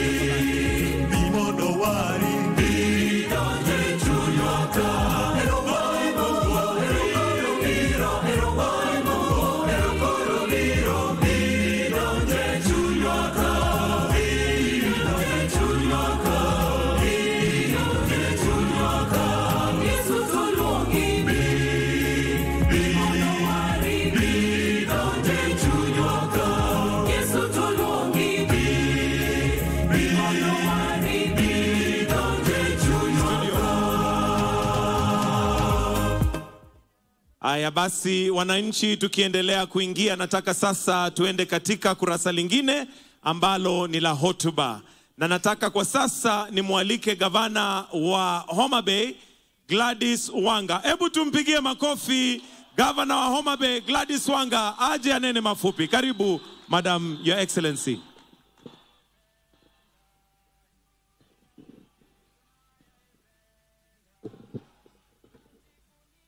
The President of the Republic of Kenya, His Excellency Dr. William Samoei Ruto, the First Lady of the Republic of Kenya, Her Excellency Rachel Ruto, our guest president, the President of the Republic of Slovenia, Her Excellency Natasha P.S. Musar, Your Excellency Right Honorable Raila Amolo Odinga, Her Excellency Mama Aida Betty Odinga, Deputy President of the Republic of Kenya, His Excellency Professor Abraham Kithure Kindiki, and Dr. Joyce Kithure. Cabinet Secretaries present, Speakers of Parliament, Speaker of the National Assembly, Right Honorable Moses Wetangula, Speaker of the Senate, Amason Jaffa Kingi, the Prime Cabinet Secretary, Excellency Governors present, Leaders of Parliament, His Excellency Junet Mohammed, His Excellency Honorable Kimani Ichung'wa, Honorable Aaron Cheruiyot, Members of Parliament present, Members of the Diplomatic Corps, distinguished guests, ladies and gentlemen. His Excellency the President, if you allow me just 1 minute, I would like to recognize the Excellency Governors who have come here. His Excellency James Bob Orengo of Siaya, His Excellency Anyang' Nyong'o of Kisumu, and His Excellency Dr. Ochilo Ayako of Migori. Deputy Governors led by my own Deputy Governor, His Excellency Oyugi Magwanga. Members of Parliament from Homa Bay. Your Excellency, we are hosting this as a leadership together. Please just rise so that I can recognize you. Senator Beatrice Ogola, Honorable Bensouda Joyce Osogo, Senator Moses Kajwang', Honorable Peter Pondokaluma, Honorable Millie Mabona, who is also the whip of the National Assembly. Honorable Dr. Lilian Gogo, Honorable Adipo Kwome, Honorable Martin Peters Owino, and Honorable Karoli Omondi, Members of Parliament from Homa Bay County. Members of the County Assembly, led by the Speaker, please just rise for acknowledgement. Members of the County Executive Committee, please just rise for acknowledgement. And the one and only First Gentleman, Mr. George Wanga. Your Excellency, it is my singular honor to warmly welcome you to the great county of Homa Bay, the Lake County of endless potential. Everywhere they are, the sons, daughters, and people of Homa Bay take this hosting honor with exceptional pride. Your Excellency, allow me to express our profound gratitude for granting our request to host this Madaraka Day. For the first time, the people of Homa Bay are not merely following these national celebrations on media, they are experiencing them firsthand. This auspicious moment will leave an indelible mark on our community, especially in the hearts and minds of our children and youth.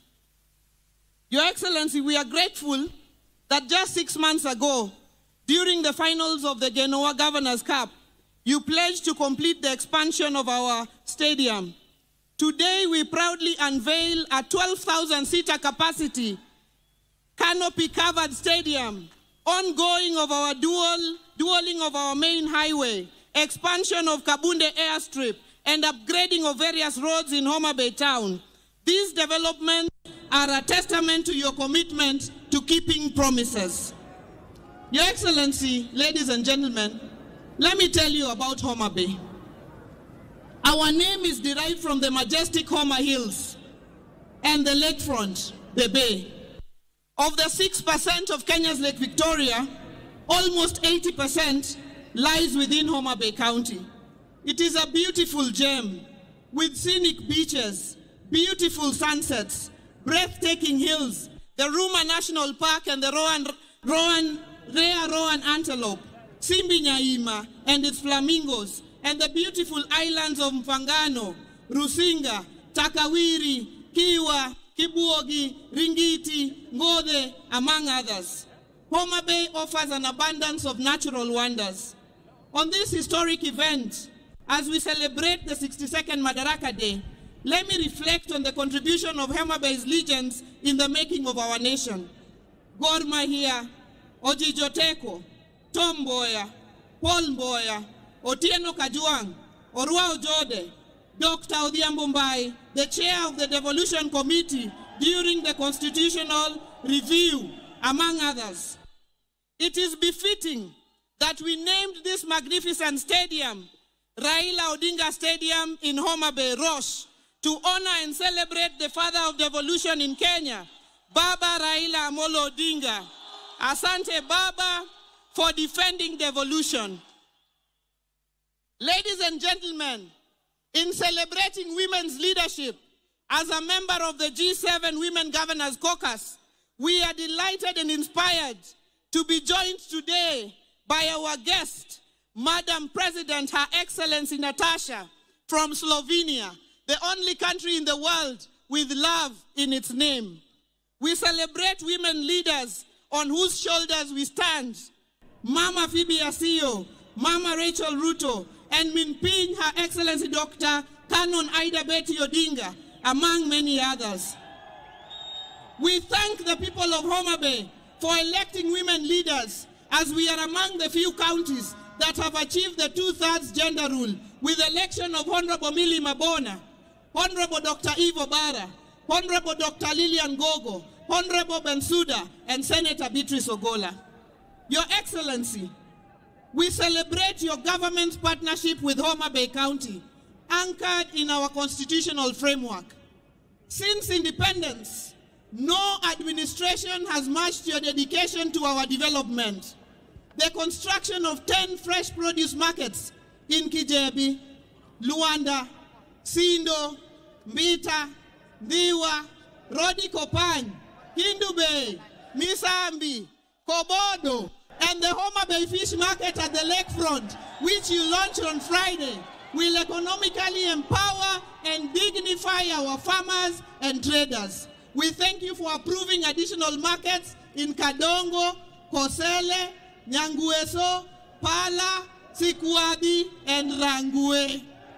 Your Excellency, revitalization of the piers in Homa Bay, Kendu Bay, and Bita will foster seamless connectivity across Lake Victoria.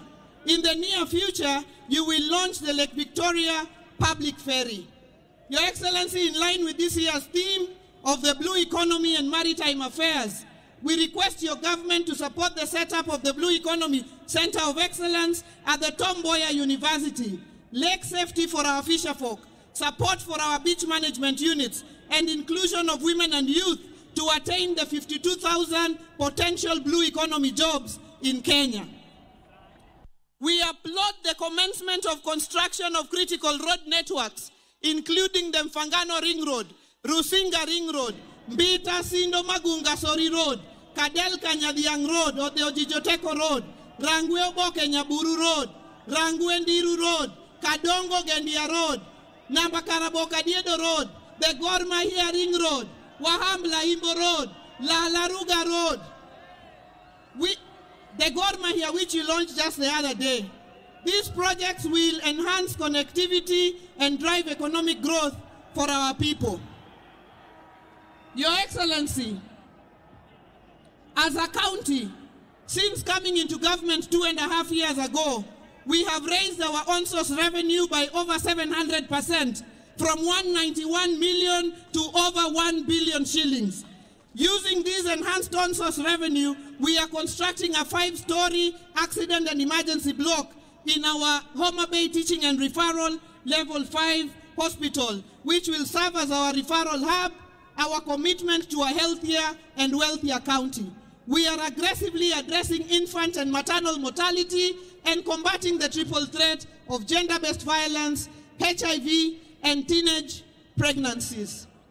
Your Excellency, following cutbacks in foreign assistance, we call on your government to assist county governments in recruitment, in financing recruitment of healthcare workers and regularization of UHC staff.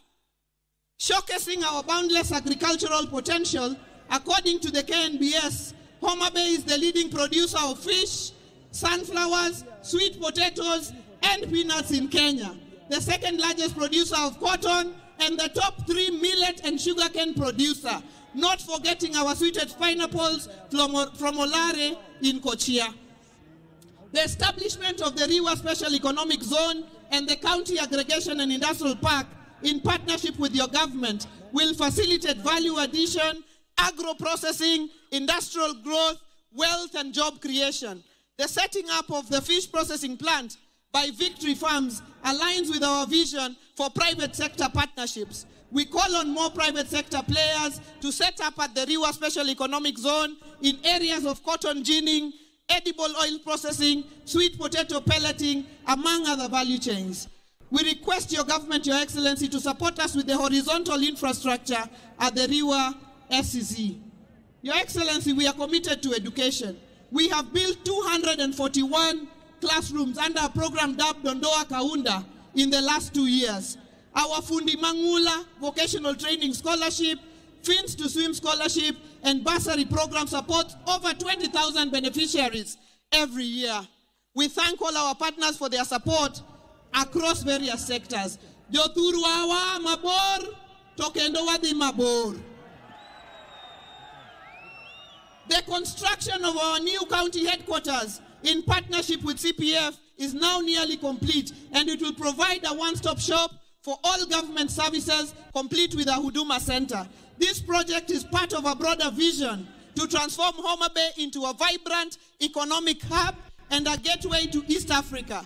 We are relocating administrative offices to open up the lakefront for investment, tourism, and hospitality. Our larger vision is to have a Homa Bay city in a decade, the Cape Town of Kenya. Your Excellency, on behalf of the people of Homa Bay, let me thank you for appointing our sons, CS National Treasury, Honorable FCPA John Badi, and the PS Interior, Dr. Raymond Omolo, to critical dockets in your government. Your Excellency, let me celebrate our unity in progress. The success of Homa Bay has been achieved by working together in our quest for development as captured in the ODM 10-point agenda. I thank you, Mr. President, and Your Excellency Baba, for coming together to ensure that no Kenyan is left behind through this broad-based arrangement.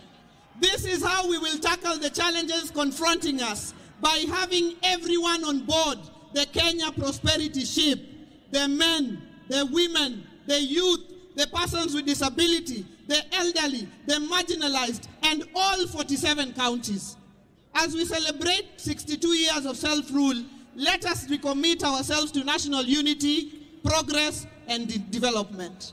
In closing, Your Excellency, I take this opportunity to warmly invite you all back to our county for the Devolution Conference in August 2025 and the World Food Day in October 2025. And tomorrow as we host the Mashebeji Derby for the first time outside Nairobi at this same stadium, the home of Engineer Michael Olunga. God bless Homa Bay County. God bless Kenya. Ero urukamano jothurwa. Ero urukamano kuom rwako welo. Makofi ya Governor tafadhali. Thank you, Your Excellency. Your Excellency, sir, before Her Excellency invites the Deputy President, allow me to give PS Hinga a few minutes to give us an update on where we are with affordable housing. Tumpigie makofi PS Hinga akija kunena machache.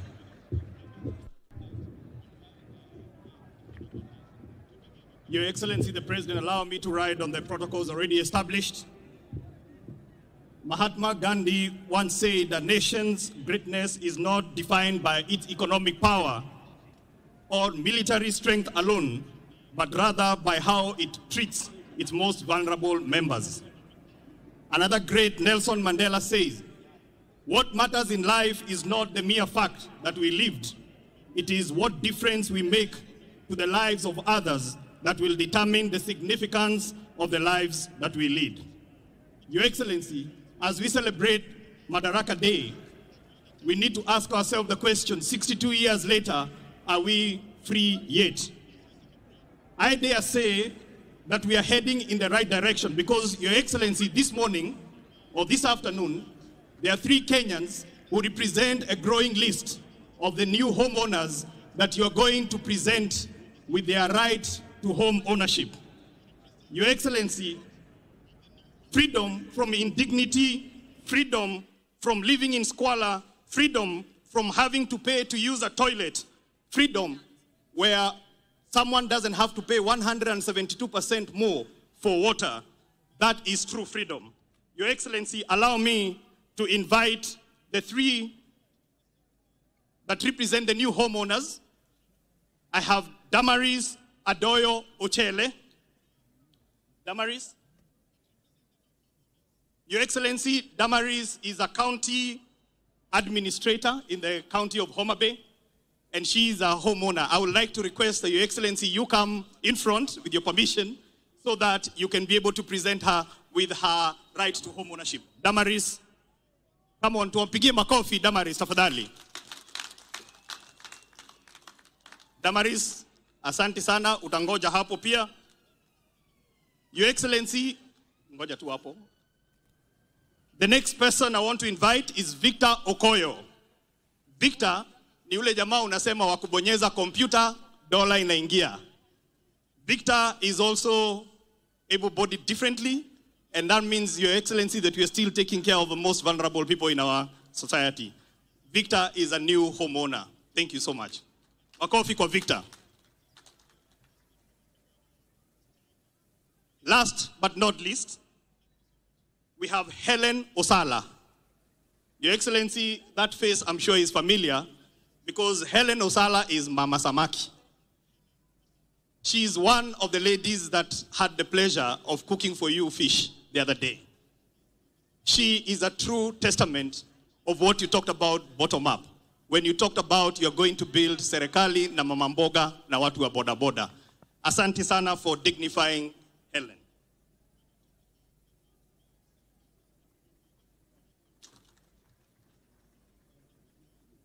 So I will ask them now to stand close to you, Your Excellency, so that they can take a photo. These are the 3 new homeowners that represent majority of the growing list of new homeowners. Your Excellency, we have changed the tune from freedom is coming tomorrow to freedom is here. Let's celebrate Madaraka Day for majority of Kenyans who are new homeowners. Thank you. God bless this great country.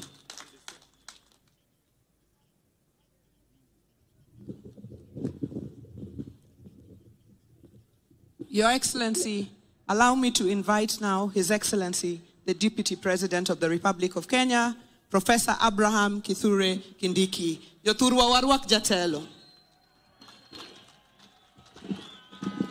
Mheshimiwa Rais, allow me to ride on the protocols which have already been laid out. Mheshimiwa Rais, naomba kwa heshima kubwa, kabla sijakualika kwa sababu leo tungetaka tukusikie, naomba niambie wananchi, Rais ameniuliza kwa heshima nimsaidie kwa kumuita rafiki yake, kiongozi wetu ambaye ni mwanasiasa ambaye amekuwa na ushawishi mkubwa sana katika siasa zetu za Kenya. And therefore, I feel greatly honored to request with a lot of humility His Excellency Raila Amolo Odinga to say jambo before I can invite the President. Wapi nduru ya baba jameni?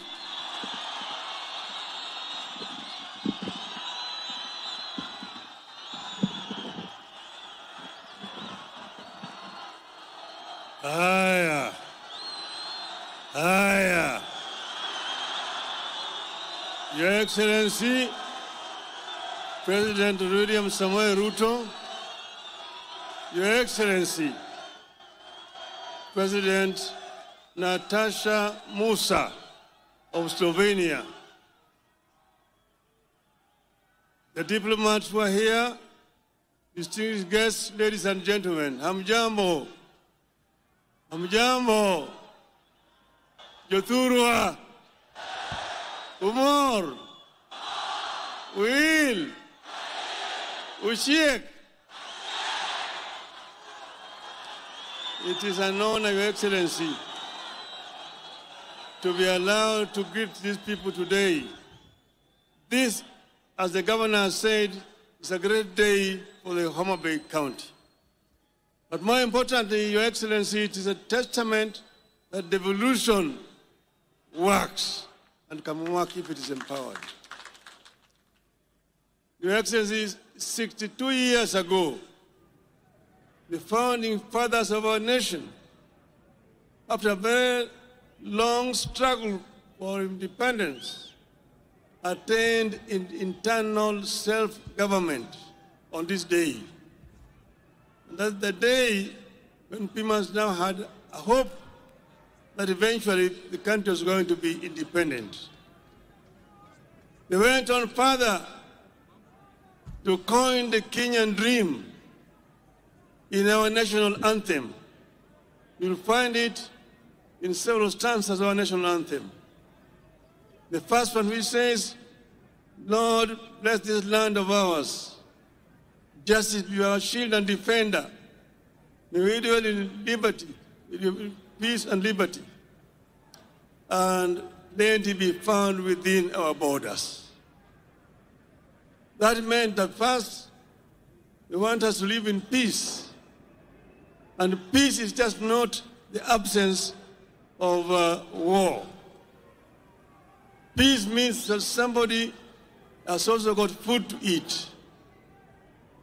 And they say that unity, people should be united without any discrimination on the basis of gender, on the basis of tribe, on the basis of religion, and on the basis of culture. This is what our founding fathers wanted. Your Excellency, at that time, they coined a constitution that had devolution in it, called Majimbo at that time. Over the years, Your Excellency, there were changes. Eventually, when we struggled, we brought back devolution in our constitution. This devolution, Your Excellency, has had several challenges. But I want to invite you, Your Excellency, to ensure that devolution works. Empower the devolution. Number one, by giving more resources coming down to the counties. Let the counties have sufficient resources so that they can be able to provide services to the people. And then there are also some services which were not devolved. But, Your Excellency, those services which are not devolved can be delegated to be implemented by the county government. But, Your Excellency, I want to plead with you, do not resurrect provincial administration.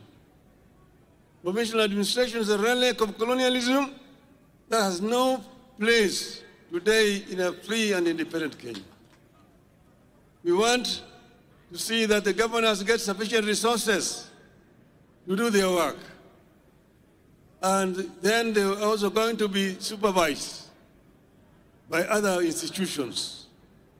We want also our members of parliament to continue to do their work effectively by representing, legislating, and oversighting the national government, but allow the development to be done by the county government themselves. Your Excellency, if we do this, this country is going to develop at much faster rate. That is why I would like to hear today on the National Day appeal to Parliament to implement what we had put in our agreement, that 450 billion shillings be allocated to counties in this coming budget. Finally, Your Excellency, you've had several challenges. We have had a lot of issues. 2 years ago, we were on the streets. And even last year, they were on the streets, the Gen Zs.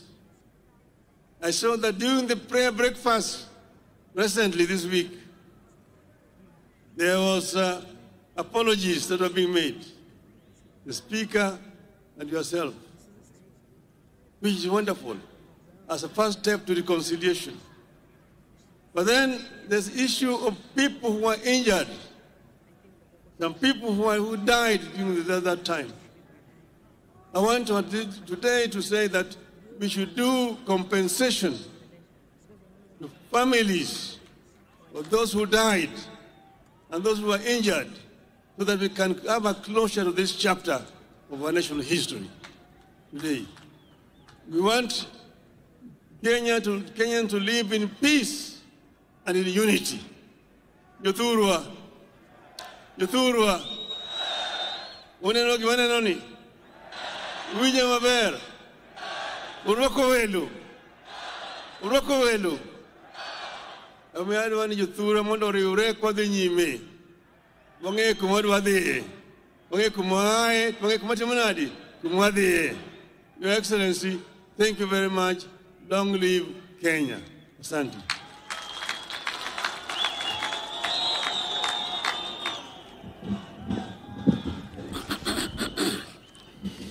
Your Excellency, before I invite you, allow me just to say this in a minute, that this generation owes the generation that fought for the political freedom of Kenya, the debt of fighting for the economic freedom of our country. As you lead us, Your Excellency, I am satisfied that we are on a course of paying the historical debt of our forefathers who fought for the freedom of Kenyans to govern their own affairs and to rule themselves. We are paying that debt by ensuring we also provide economic freedom to Kenya and its people. Number two, Your Excellency, in that journey, I am equally persuaded that we as a country, and with you as our leader, we are also creating a more inclusive Kenya. From an economic standpoint, for a long time, the investments of national resources, especially in supporting the value chains from where the majority of our people derive their income. Those resources have sometimes forgotten certain sectors. I am glad, under your administration, Your Excellency, we are spending more money, not only to strengthen the traditional value chains in tea and coffee and all the other important crops grown in our country, not just in livestock development, but we are also spending enough resources to provide support to fisher folk and make sure our country maximizes from our blue economy resources. Finally, Your Excellency, as we live and travel this journey, it is also clear on us that between yourself and His Excellency Raila Odinga, you are speaking to our nation so that we can forge closer ties among ourselves as citizens of Kenya, reduce barriers brought about by politics, ethnicity, religion. And going forward, Your Excellency, we look forward to your partnership, yourself and His Excellency Raila Odinga, and the rest of us who are fortunate to be in leadership positions, to build a more united Kenya, a more inclusive Kenya, where one's place of birth, religion, ethnicity doesn't have to count. Rather, their merit and what they bring on board in the contribution of our national development is what matters. I want to appeal that we also bring on board all generations, so that the younger people, the older people, the children, and even the generations to come, we all find ourselves in that one ecosystem because we all belong to this country. No generation is superior to the other. The older people have a role to play. The younger people have a role to play. Our children have a role to play. Even the unborn, when they arrive in the world through Kenya, they will have a role to play. Nakushukuru Mheshimiwa Rais, na mimi nataka nikuambie nitaendelea kusaidia vile unajaribu kuunganisha Kenya. Nimshukuru mzee wetu Mheshimiwa Raila Odinga ambaye ni kiongozi, amesukuma siasa ya Kenya kwa muda mrefu before some of us even arrive in the scene. But he is courageous enough, patient enough all the time to consider Kenya greater than each one of us. Na kwa hayo mengi Mheshimiwa Rais, allow me, fellow Kenyans, that we be upstanding as we invite President William Ruto to come and address us. Wapi shangwe na vigelegele jameni? Asanteni sana. Welcome, Mr. President.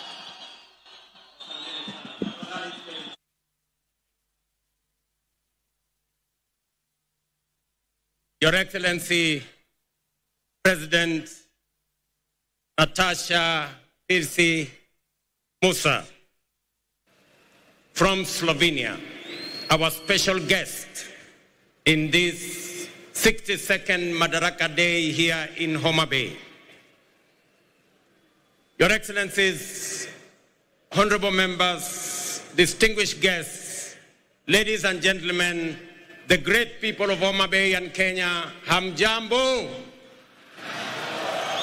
Homa Bay hoye. Amoso u jodurwa. Jodurwa untie. Jodurwa umor. Jodurwa oil. Bwana Yesu asifiwe. Asanteni sana. Kwanza, kabla sijasoma taarifa yangu ya siku ya leo, in our midst, we have a friend of Kenya, a great lady who has paid us a visit. When I invited her to come, she was gracious to consider time to come and fellowship with us. And more importantly, she agreed to be a special guest on this Madaraka Day in Homa Bay. Your Excellency, Madam President, we honor you. We are grateful for your consideration and for coming to be in our midst. And the people of Kenya, represented by the people here, welcome you to Kenya. And as a special guest, let me allow you to make your statement. Tumkaribishe Mheshimiwa Rais na makofi jameni. Welcome, Madam President.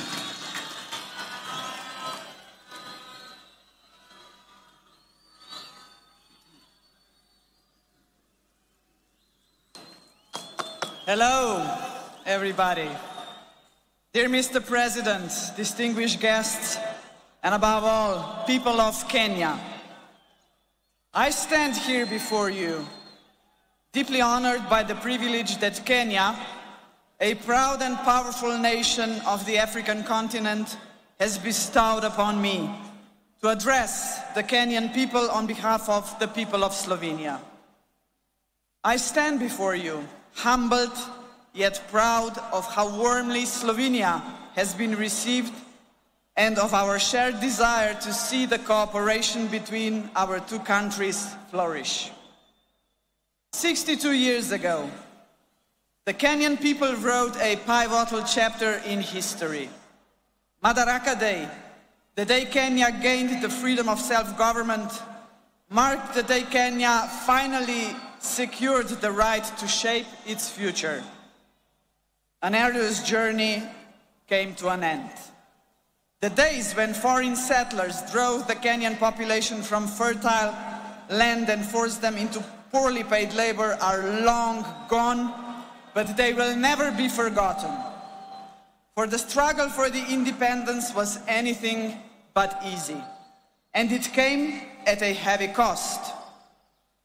Of course, the Kenyan people know only too well that history is not just about facts.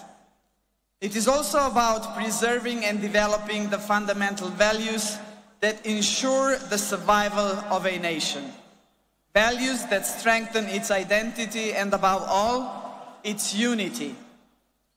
Jomo Kenyatta, the man who led Kenya to independence, recognized this. He also knew that Kenya's unity alone would not be enough to secure a bright future of Africa. Africa must also unite. A strong Africa, ladies and gentlemen, means a strong Kenya. In this context, we must recall another milestone anniversary. The year 1945 not only marked the end of the Second World War. That year, 80 years ago, the Pan-African Federation was created.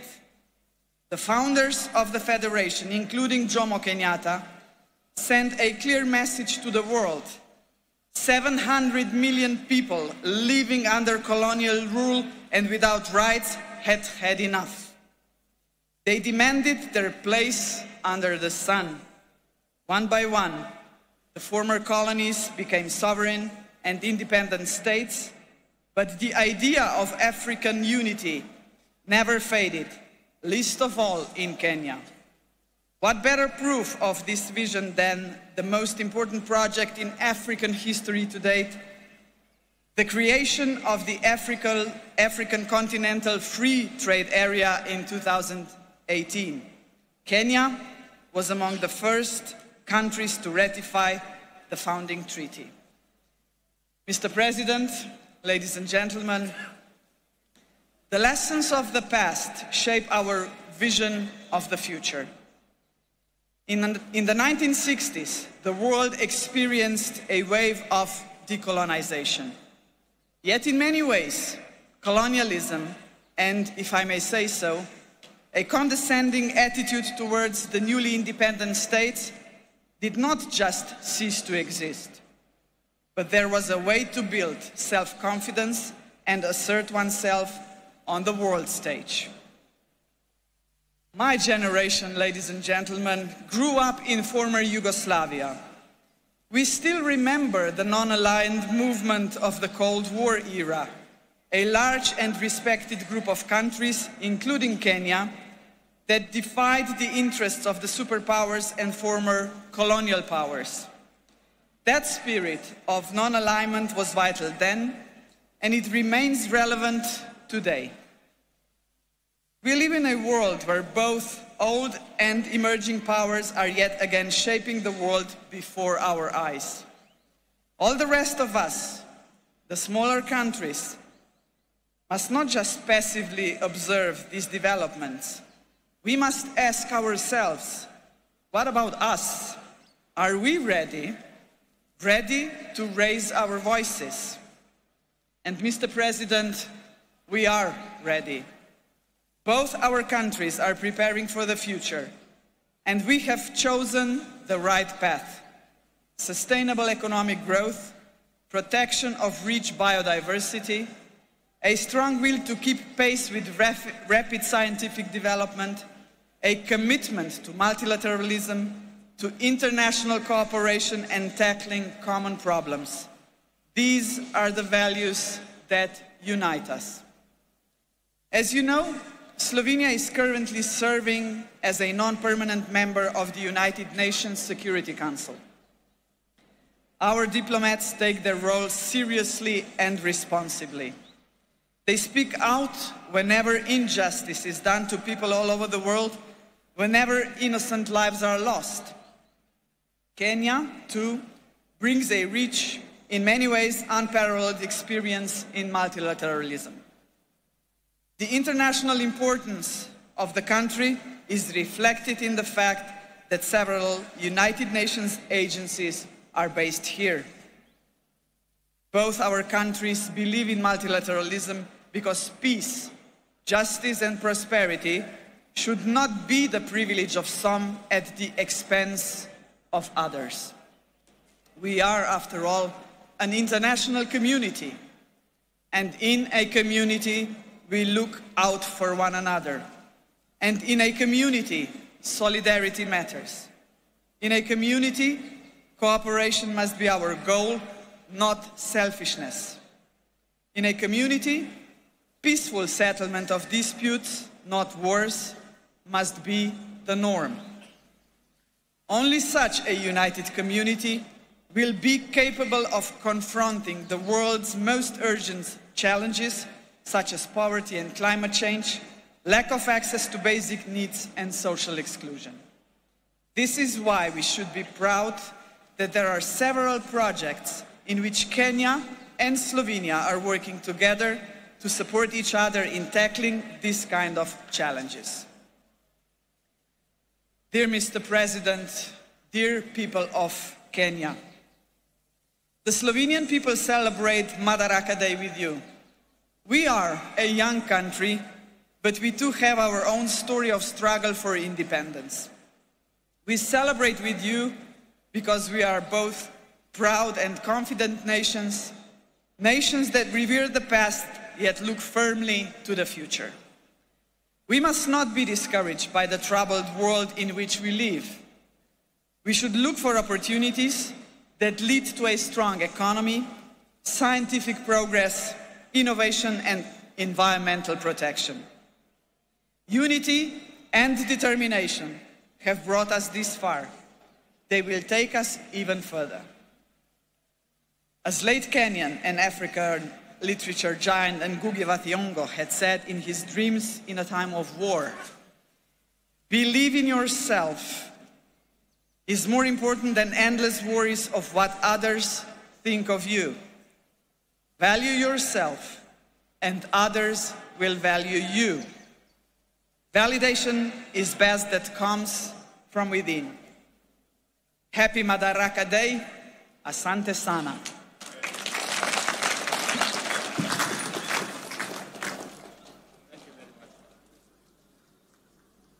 Thank you very much, Madam President. And thank you very much for that statement. Ladies and gentlemen, it gives me immense joy to be back in this county of limitless potential, Homa Bay. It has been 62 eventful years since we took this historic step towards full independence through our hard work, determination, and self-belief. We have defied odds, surmounted challenges, triumphed over adversity, and emerged as a modern democratic state whose government and economy are energized by the restless ambition of confident citizens. Our forefathers knew, as we do, that we, the people, are the foundation, the pillars, and the engine of this nation, and that only we can do the work of building the Kenya we want.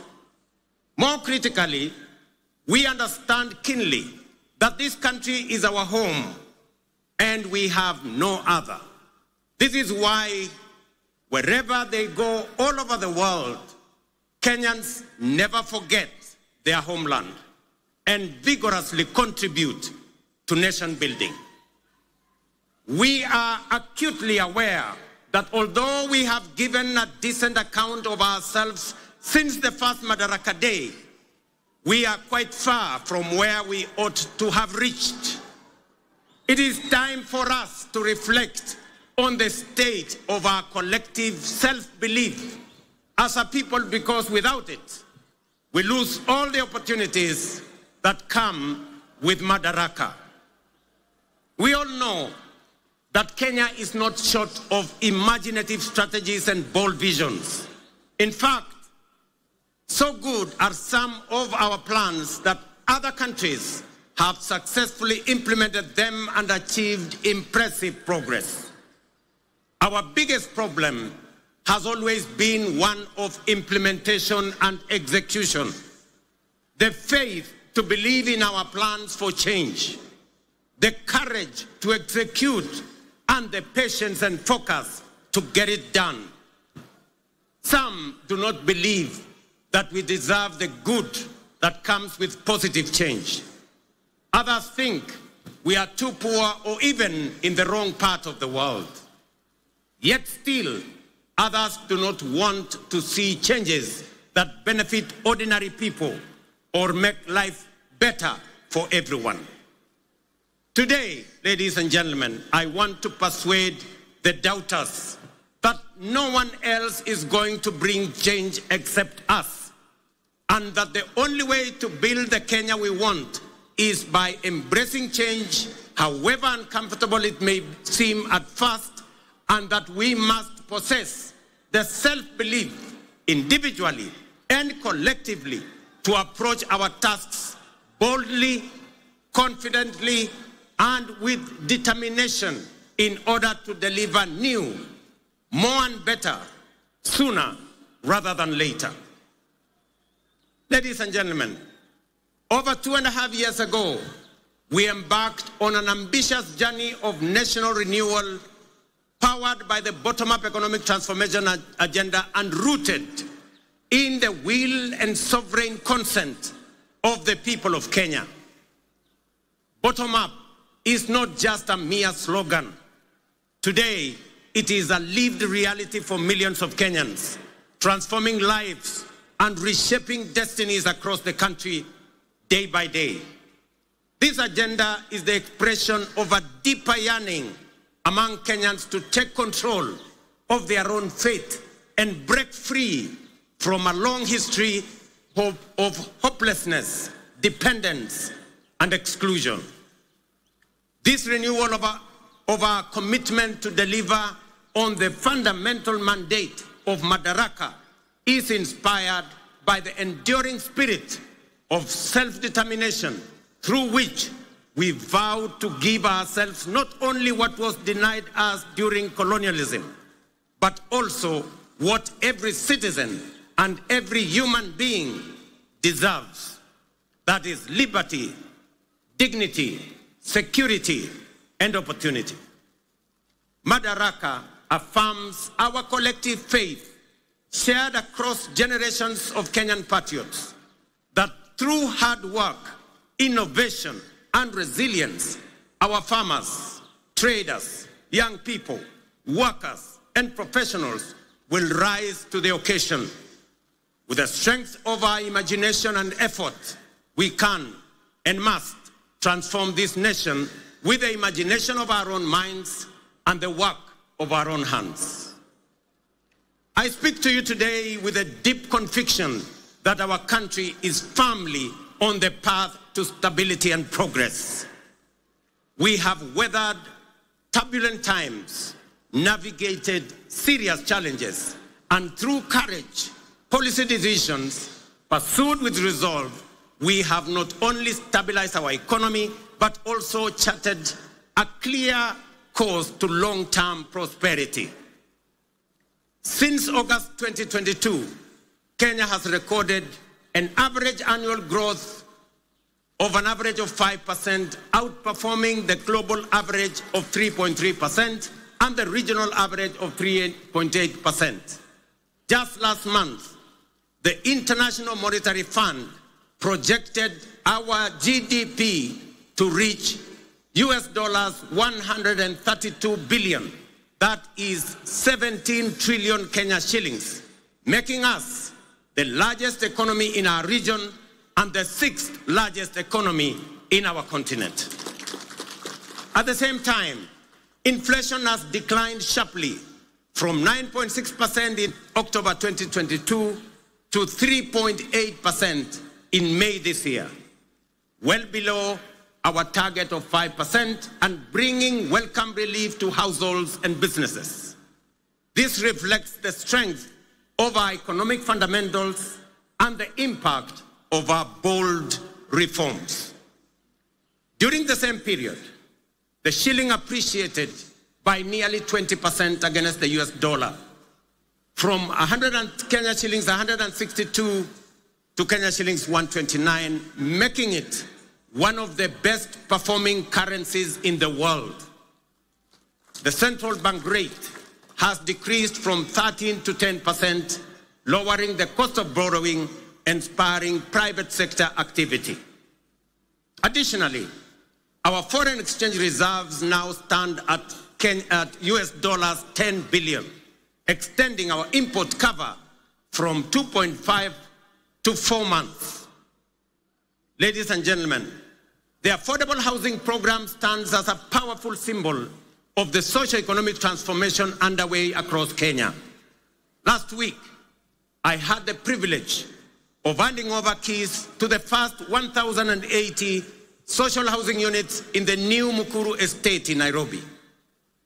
As I said then, while it was a life-changing moment for the new homeowners, it was equally one of the most profound and consequential days in my political career to witness how a deliberate government policy can uplift lives, restore dignity, and offer hope to communities that have long lived on the margins of our society. Vulnerable, forgotten, and neglected.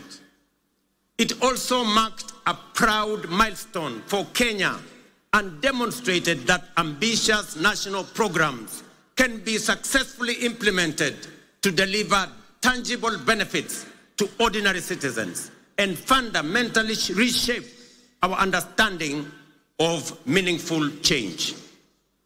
To see families move from the hardship of overcrowded slums to the relative comfort of permanent homes, complete with electricity, running water, and clean cooking gas, was a powerful reminder of what pro-people policies can deliver and the great things we can achieve together when we focus our thoughts and energy on possibilities and action rather than obstacles and doubt.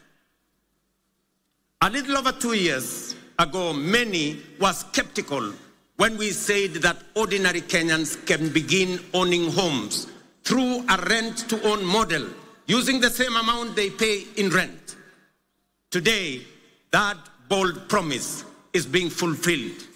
We saw the joy of Cherusha Mudhoni, a mother of 3, grandmother of 4, and second-hand clothes trader from Mukuru kwa Ruben as she stepped into her new home. Here in Homa Bay County, the county of limitless opportunities, just 2 days ago, I had the pleasure of handing over keys to the first occupants of 110 affordable housing units at Boma Yangu Housing Estate right here in Homa Bay. Among the new proud homeowners, some of whom are with us here today, were Kennedy Otieno Odede, a border writer, Helen Atieno Osala, a mama samaki at the new modern fish market here in Homa Bay, Geoffrey Othiambo Nyasuda, a Jua Kali fabricator, and Vincent Ocheng Onyango, a security guard. The journeys of new homeowners like Cherusha Mudhoni in Mukuru, Kennedy Odede here in Homa Bay, and thousands of others across the country, from the dehumanizing squalor of informal settlements to the security and pride of permanent homes, stand as a powerful testament to the transformative promise of bottom-up empowerment. They prove that with vision and resolve, courage and conviction, we can lift even the most forgotten among us into lives of dignity, hope, and limitless possibility. Ladies and gentlemen, if you didn't understand what we meant by bottom-up, now you do. If you didn't believe, now you believe. And if you thought it was a fantasy, as contributors to the housing levy, you are now witnessing and making history that will be remembered for generations to come in the history of Kenya. We are firmly on course to delivering 150,000 housing units under the Affordable Housing Program, which have been under construction since September 2022, with 11,000 units already available for occupation. Very soon, I shall be handing over keys to new homeowners in Bahati, in Nakuru, in Elbakon, in Nakuru, in Mabera, in Kuria West, in Mgwen, in Nandi, in Milimani, in Kakamega, and also in Vihiga counties, Nanyuki, and many others across the country. The bottom-up transformation is reaching every corner of Kenya, leaving no one behind. Beyond providing dignified shelter, this transformative program is driving job creation, having already generated over 250,000 jobs. It is nothing short of a nation-building revolution, uplifting lives, growing businesses, and redefining the future of work and urban living in Kenya. Fellow Kenyans, in recognition and appreciation of the sacrifice made by patriotic Kenyans through their contributions to the housing levy, I am pleased to announce today that we shall be proposing to Parliament a reform to the law that will allow any contributor to access an affordable home loan of up to 5 million shillings at a single-digit interest rate, applicable towards any housing unit in the market. This facility will also enable contributors to offset existing mortgages, offering greater flexibility in their housing journey and allowing many to significantly ease their home financing costs. These reforms will ensure that every shilling contributed to the housing levy works for the contributor, whether through access to affordable housing, home loans, or mortgage relief. Ladies and gentlemen, word is beginning to get out throughout the nation that SHA is working. by which citizens mean that the transition challenges and teething problems are now behind us, and universal health coverage is now serving Kenyans and leaving no one behind. Since the rollout of Taifa Care in October 2024, 23 million Kenyans have so far registered with the Social Health Authority, a resounding vote of confidence in our reformed healthcare model. We are now recording an average of 50,000 new registrations every day, a clear testament to the fact that Kenyans have embraced a system designed to guarantee access to quality, affordable, and dignified healthcare for all of us.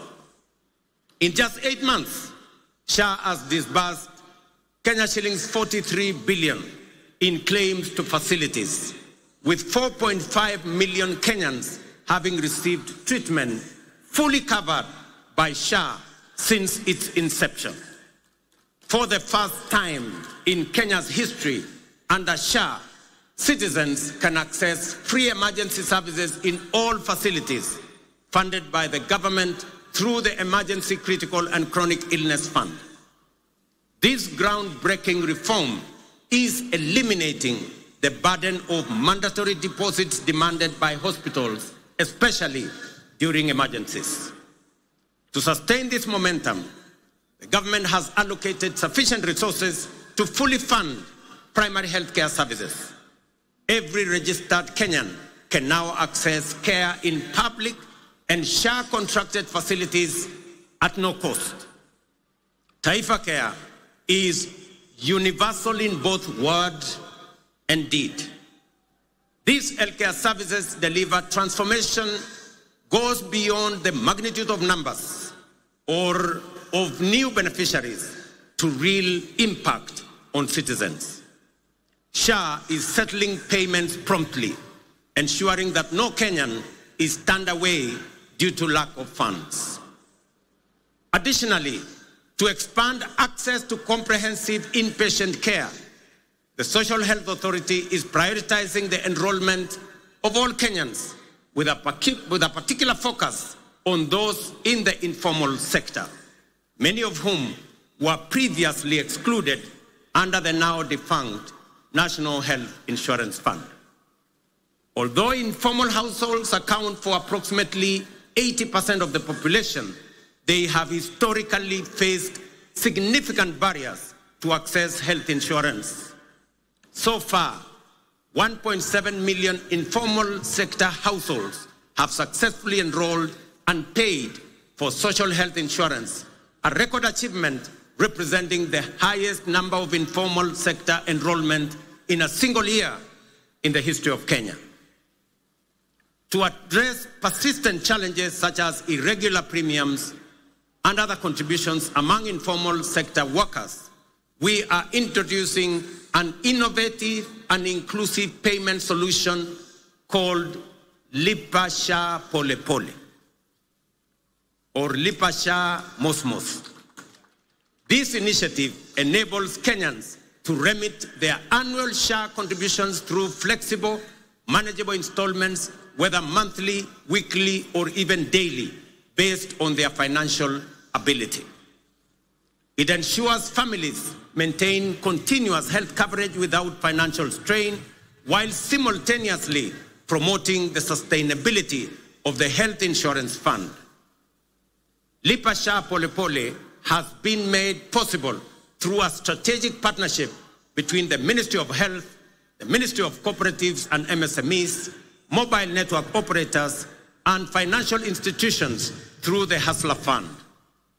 The system is simple and accessible to citizens. Citizens can dial *147# and follow the prompts to enroll and begin their contributions immediately. In addition to enhancing access to health insurance, we have prioritized the availability of essential medical equipment in public health facilities, moving away from the previous managed equipment services model, which placed maintenance and service delivery responsibilities solely on county governments. We have adopted a more efficient approach under the National Equipment Supply Program. Under this new model, the national government, working in collaboration with county governments, engages directly with equipment manufacturers and suppliers to deploy critical medical equipment based on county-specific needs. Payments are made on a fee-for-service basis aligned with the gazetted SHA tariffs. This output-based financing mechanism ensures that facilities are reimbursed only for actual services rendered, thereby enhancing accountability and guaranteeing the availability, functionality, and quality of medical services across public health institutions in our republic. I urge every Kenyan to take charge of their health by enrolling with the Social Health Authority so that together we can end the heartbreaking cycle where families are forced to auction their livestock, sell their land, or part with their life's possessions just to afford medical care. No Kenyan should choose between life-saving treatment and their dignity. Let us unite to build a healthcare system rooted in dignity, equality, and compassion, a system where access to care is a right, not a privilege for a few. Ladies and gentlemen, you will agree with me, fellow Kenyans, that the remarkable progress we are making in both affordable housing and Taifa Care has been made possible by the solidarity, trust, and commitment with which Kenyans have participated in and contributed to the realization of radical positive change on an unprecedented scale. The evidence before us of real progress with real impact on people's lives should encourage and inspire us to do even more together with greater confidence and to turn Kenya into the country we all aspire to belong. I extend my deepest gratitude to millions whose housing levy contributions are restoring dignity to fellow citizens who may never have had a dream of owning a decent home. I also thank all who support SHA and are helping us turn our vision of universal health coverage into a lived reality for millions across our country. Ladies and gentlemen, through strategic investments in agriculture, we are accelerating both growth and resilience in the sector. Fertilizer subsidies have boosted food production by 50%, while reforms in the coffee and sugar sectors have revived local industries, enhanced farmers' incomes, created jobs, and reinvigorated rural economies. Today, milk farmers are earning an average of 50 shillings per litre, up from 35 shillings 2 years ago. Coffee farmers are now earning up to 150 shillings per kilo, a remarkable increase from an average of 65 2 years ago. Tea earnings rose from Kenya shillings 138 billion in 2022 to 215 billion in 2024. Sugar production surged from 490,000 metric tons in 2023 to 815,000 metric tons in 2024, enabling us to reduce sugar imports by 70%, while increasing farmers' earnings from 50 billion to 90 billion. We have intervened with consistency and focus to ensure sugarcane growers receive fair returns for their deliveries and that they get paid in full and on time. To anchor these gains sustainably, we must recognize that increasing the efficiency of milling plants is central to farmers' interest. Efficient mills are more profitable and offer farmers optimal returns. Conversely, outdated mills, some of which run on plants that are over 50 years old, recover only 1 ton of sugar from nearly 20 tons of cane. shortchanging our growers and robbing them of their sweat. In this connection, the recent competitive leasing of 4 state-owned factories, Nzoia, Chemelil, Sony, and Moroni, is another strategic step to inject efficiency, restore profitability, and safeguard farmers' livelihoods. Our goal is to modernize the mills, ensure prompt payment to farmers, workers' salaries and wages, and transform these once struggling factories into productive and sustainable enterprises. For years, these factories were a financial burden on the exchequer, surviving only on repeated taxpayer-funded bailouts while failing to pay farmers and workers. The government of Kenya has acknowledged its limitations in managing these mills. Let it be clearly understood that neither the factories nor their assets, including land, have been sold. They remain public property, leased under strict terms to private sector players to deliver shared value and revive the industry for the benefit of farmers, workers, communities, the sector, and the nation. As we dedicate our efforts to nation building, we are also preparing Kenya to thrive in an increasingly competitive, complex future. This requires equipping our learners with the knowledge, skills, and mindset necessary to seize opportunities and contribute meaningfully to national development. Guided by bold recommendations from the Presidential Working Party on Education Reform, we are undertaking the most transformational shift of our education system in over 6 decades. We have successfully transitioned to a competence-based education system, moving away from rote learning towards a dynamic, skills-based approach aligned with the 21st century needs and our socio-economic goals. Our next priority is to ensure every school has infrastructure and equipment needed to support both learners and teachers. To support this transition, and respond to the needs of our growing population, we have undertaken the largest teacher recruitment drive since independence, employing 76,000 new teachers over a period of 2 years, and are on course on additional 24,000 teachers by January next year. We also have built more than 23,000 additional classrooms, easing pressure on existing infrastructure and shielding teachers and learners from the burden of overcrowded classrooms. At the tertiary level, we have revolutionized education financing through a new student-centered funding model that ensures the sustainability of our TVETs and universities while expanding access for learners. Today, students from poor families get up to 90% of government scholarships, with parents paying only a nominal fee.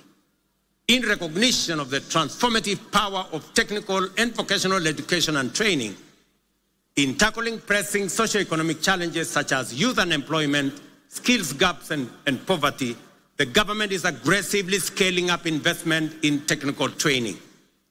TVET colleges enrollment is set to grow 4-fold from 500,000 last year to 2 million by the end of this year, equipping a new generation with skills and knowledge needed to drive Kenya's industrialization, innovation, and economic competitiveness.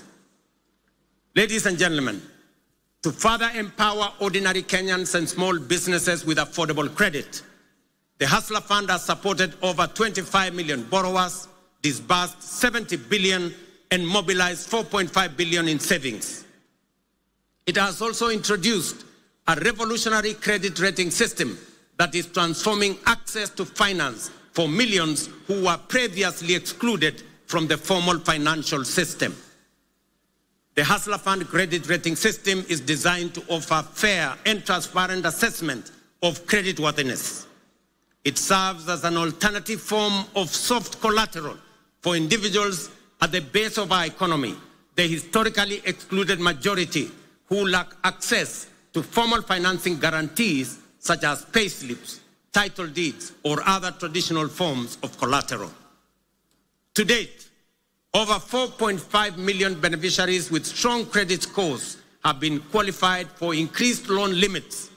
Notably, 400,000 of them are now eligible for loans of up to 150,000 without any other collateral except their credit score, bringing them into direct engagement with commercial banks.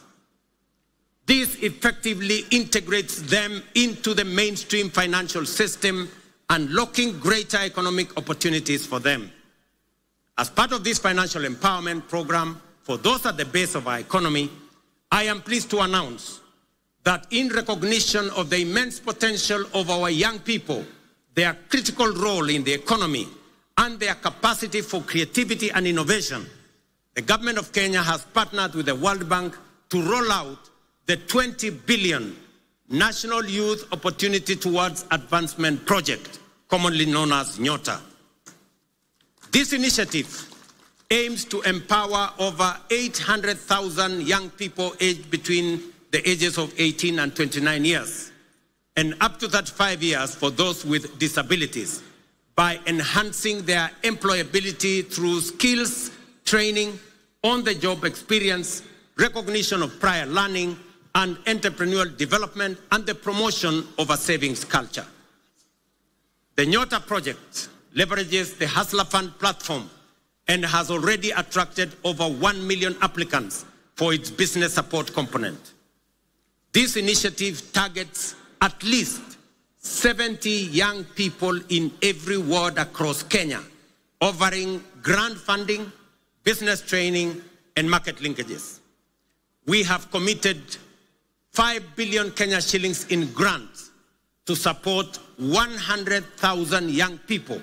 Each will receive Kenya 50 shillings grant in seed capital to start their entrepreneurial journey by August this year.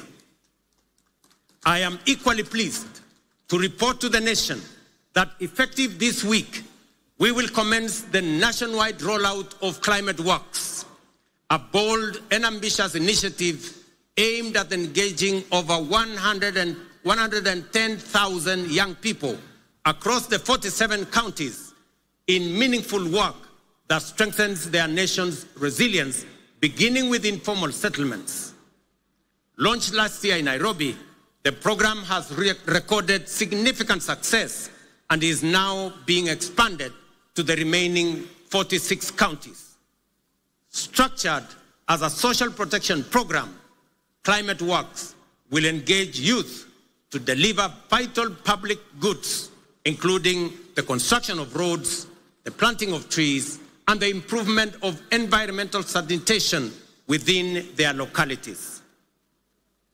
Through Climate Works, we are not just offering a paycheck for today. We are providing financial relief and a bridge to future opportunities, enabling young people to pursue their next steps, whether in launching a business, furthering their education, or stepping into long-term employment.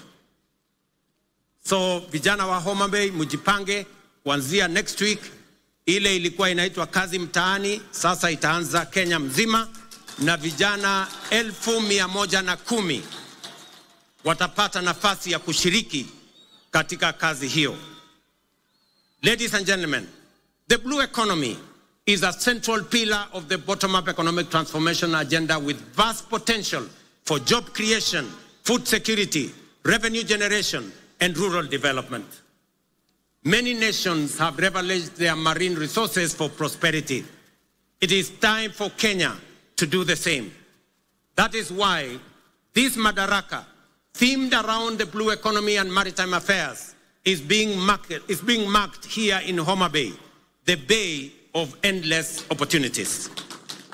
When we speak of unutilized opportunities and untapped potential in the blue economy, Homa Bay in many ways mirrors the promise of Kenya itself. Kenya has the capacity to become a maritime powerhouse. It is time to act, time to do something bold, ambitious, and transformative with this opportunity. Recognizing this opportunity, the government of Kenya is prioritizing the blue economy as a key frontier for national socio-economic transformation. We are making deliberate and strategic investments in sustainable fisheries across lakes, dams, and oceans. A flagship initiative is the Kabonyo Fisheries and Aquaculture Services and Training Center of Excellence in Nyando. Once operational, it will produce 7 million fingerlings quarterly to restock Lake Victoria and drive research, training, and innovation. The facility will house a Nile Perch Innovation Center, an Aquaculture Resource Center, and the Kenya Fishing School, positioning Kenya as a regional aquaculture leader. Similarly, the Sagana Aquaculture Center is being modernized to serve as a national breeding hub to warm water species like Nile tilapia and African catfish. These initiatives will boost aquaculture productivity, improve nutrition, and expand livelihoods aligning with Kenya's Vision 2030 and the bottom-up economic transformation agenda to expand fish farming into arid and semi-arid regions. In Mount Kenya's highlands, the Kikanjo Drought Hatchery is being upgraded to resolve issues like fingerling shortages and high costs, ensuring trout farming remains viable in cooler regions. At the coast, the National Mariculture Research and Training Center in Shimoni, under the Kenya Marine and Fisheries Research Institute, is cultivating maritime species like milkfish, mud crabs, seaweed, oysters, and prawns. This initiative aims to create jobs and improve livelihoods for about 200,000 people across 5 coastal counties. The development of Liwatoni and Shimoni fishing ports will further expand deep-sea fishing capacity to 24 vessels, fully unlocking our maritime potential. We have completed 7 modern fish landing sites on the Indian coast and 3 on the shores of Lake Victoria. Additionally, 5 more landing sites are under construction in the coastal counties of Kwale, Mombasa, Kilifi, Tana River, and Lamu at the cost of Kenya shillings 1 billion. Due for completion by September this year. 9 new landing sites are also planned around Lake Victoria in Kisumu, Busia, Siaya, Migori, and Homa Bay with a budget of Kenya shillings 1.5 billion. To strengthen the fisheries value chain, we are also building modern fish markets with cold storage and hygiene facilities. In the coast, markets are being constructed in Likoni, Malindi, and Kibuyuni. In Turkana, we are developing markets in Kalokol and Lowerangak, alongside fully equipped landing sites in Kalokol and Loyangalani. Collectively, these investments aim to cut post-harvest fish losses, currently estimated at between 30% and 40%, and create new economic opportunities for women and young people. The blue economy currently contributes 36 billion to our economy, which is only 0.6% of our GDP, but has the potential to contribute Kenya shillings 400 billion through both capture and culture fisheries. To meet this rising demand and ease pressure on wild stocks, we are promoting cage farming in Lake Victoria. As of 2024, over 4,000 cages have been established in Kisumu, Siaya, Homa Bay, Migori, and Busia, producing 12,000 metric tons annually, mostly of Nile tilapia. Ladies and gentlemen, over the past 2.5 years, we have constructed 1,800 kilometers of new tarmac roads and maintained over 134,000 kilometers, surpassing our targets, unlocking markets, empowering rural communities, and supporting key sectors such as agriculture and housing. Discussions have been concluded on the extension of the standard gauge railway from Naivasha to Kisumu and onward to Malaba. Additionally, by July this year, construction will commence on the dual carriageway from Rironi to Mau Summit, eventually extending through Eldoret to Malaba. Ladies and gentlemen, as we often say here in Kenya, any time is tea or coffee time, which explains why instant coffee is a favorite for many. Yet we must all agree that while instant coffee is good, there are no instant solutions to the enduring and demanding tasks of nation building. Real change takes plans, persistence, and discipline. Promises must be followed by action and the willingness, discipline, and grit to do what is necessary day by day. Above all, we must overcome the fear of change, knowing that today's world demands courage, conviction, and bold leadership. The transformation underway throughout our country is real and considerable. Profound change is taking place before our eyes. Our children are getting quality education and relevant education. By January next year, we will have employed 100,000 teachers, the highest number in our nation's history, to help build the workforce of the future. Roads are connecting communities. Electricity is reaching every village. Dignified homes are rising across counties. Farmers are feeding the nation. Millions now access quality health care without barriers. Border riders are getting affordable credit, and Mama Mboga are thriving in modern markets nationwide. This is bottom-up economic transformation in action. No longer a distant dream, but a lived reality for millions of hard-working Kenyans whose dreams are now within reach. We must sustain this momentum to make up for lost time and create opportunities for millions still yearning for a chance. We must remain steadfast in our belief in Kenya's potential and in our ability to realize our dreams. Let us never become a nation that stopped believing, nor a people who only dreamed but were too afraid to act. Let us move forward with the same spirit, honoring the vision of our founding fathers. Their dream was not just self-rule, but a nation where every Kenyan from every corner can dream freely, strive equally, and achieve their potential.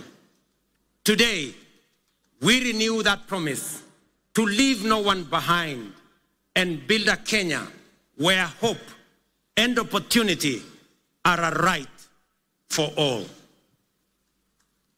Jameni, munikubalie nimalizie hapo nikiwaambia ndugu zangu wa Homa Bay, asanteni sana kwa kutukaribisha Homa Bay. Tunawaheshimu, tunawapenda, na mimi nataka niwahakikishie safari hii tutatembea kwa pamoja. Nataka nimshukuru ndugu yangu mkubwa Mheshimiwa Raila Odinga aka Baba kwa kuunganisha pamoja na mimi taifa letu la Kenya. Tuondoe siasa ya chuki na ukabila na mambo ya kisirani. Tuwaweke watu wa Kenya pamoja kwa sababu umoja ni nguvu. Ndio mwimbaji mmoja hapa akatuambia, one waonge wasiwasi, one waonge watch, one wachodho mana teach. Alisema hakusema? Nirudie. One waonge wasiwasi, one waonge watch, one wachodho mana teach. Kwa Mheshimiwa Kindiki na Mheshimiwa Raila pengine hamuelewi hiyo lugha, inamaanisha hatuna wasiwasi, hatuna midomo mingi, tunachapa kazi. ile kazi bila break ndio tunachapa. Ni kweli ama si kweli, watu wa Homa Bay? Tuendelee ama tuendelee? Mimi nasema asante sana. I thank you all. God bless you. God bless our great country Kenya. Thank you very much. Asanteni kwa heshima, naomba sote tusimame kwa wimbo wa taifa na wimbo wa Jumuiya ya Afrika Mashariki. Waliovalia vyepeo visio rasmi tuweze kuzivua tafadhali.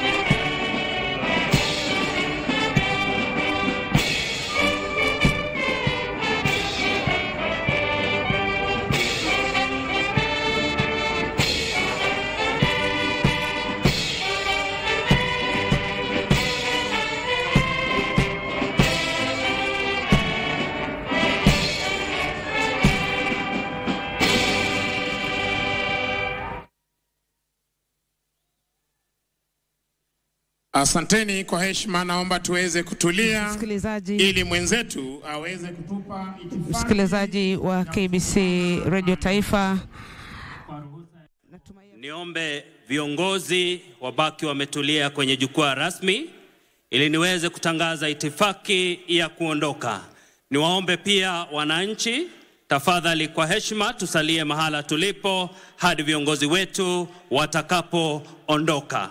Niombe kutangaza kuondoka uwanjani kwa Rais wa Jamhuri ya Kenya, Daktari William Samoei Ruto, akiandamana pamoja naye mama wa taifa, wakisindikishwa na mkuu wa majeshi ya ulinzi, Jenerali Charles Kahariri. Na wakati huo pia niombe gari ya Service Commanders iweze kukaribia. It is now my singular honor to announce the departure of Her Excellency Dr. Natasa Pik Musa, the visiting head of state and president of Slovenia.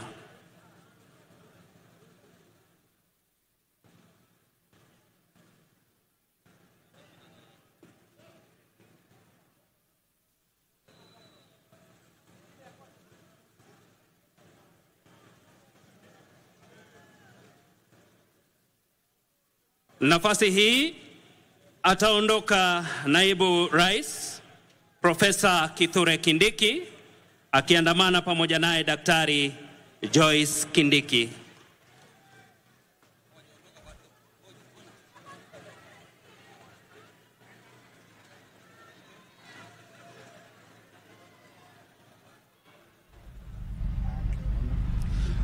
Well, a 45-minute riveting speech from President William Ruto. A speech that would definitely go for a scorecard for himself for the last 3 years since he took power. And of course, a speech that has touched on various sectors of the economy, but key among them is highlighting the successes that he's actually achieved, or his administration has achieved over the years. President William Ruto, of course, citing the fact that this country has never been short of well thought out policies that will transform the lives of Kenyans. But what has been lacking has been the fact that those that have been in administration in successive years have lacked that courage, that boldness, that ability to transform those well thought ideas from paper into actualities. And that, he says, is what he's actually been doing for in the last 3 years. And significantly, of course, the president has started by giving examples of what he's done in the affordable housing sector, and of course just pointing out that indeed now Kenyans can actually see his vision, can actually see his thought out plan, that can actually see lives being transformed from people who are actually lacked dignity in terms of where they stayed in sprawling slums, in informal settlements, to now people who are actually owning houses and living comfortably. And the president saying that already they have around 150,000, they are targeting 150,000 units across the country, but as we speak right now 11,000 units are completed. He says that very soon, of course, he'll be handing out the complete units in Nakuru, in Nanyuki, Kakamega, Vihiga.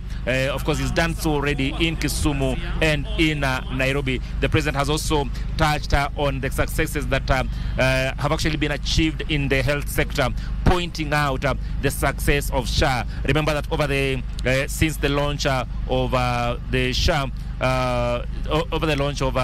since the launch of SHA, there have been murmurs here and there over the functionality of that platform. But the president says that as days have gone by, the system has become more efficient, and more Kenyans, millions of Kenyans, have actually benefited from that platform. Also saying that at least 50,000 people enroll in that platform each day. Of course, an indication of exactly how successful that platform is turning out to be. The president has also cited the successes that is actually achieved in the education sector, the recruitment of teachers, 76,000 teachers, the very first time that has actually happened in the country since independence. And he says that he will be recruiting 26,000 more teachers in the coming days. But more importantly, he says that in the next phase of this project in the education sector will be the enhancement of the infrastructure across infrastructure in the education sector across the country. But also he says that some of the projects that have actually implemented in the sector in terms of the funding model has ensured that indeed kids who come from poor backgrounds can actually have their school fees paid. And he says this is something that he will continue with to ensure that indeed more and more deserving Kenyans continue to benefit from that funding model. The president has also touched on the SMEs and cooperative sector, and of course citing the successes of Hustler Fund, and of course despite the reports that have actually been coming out of defaulters, the president says that more and more Kenyans, about 4.3 million Kenyans, have actually graduated into receiving higher loans, and of course that directly puts them in the right state to access bigger loans from financial institutions. Of course, this is what the president says that is a transformative agenda of the bottom-up economic agenda, and he will continue with the same, and he hopes that indeed he will achieve the successes that he envisaged to achieve. Of course, now I will take you to my colleague Wycliffe Okech, who is standing on the other side, so then he can actually highlight some of the issues that have actually been talked about by other leaders who spoke today. Take it away, Wycliffe.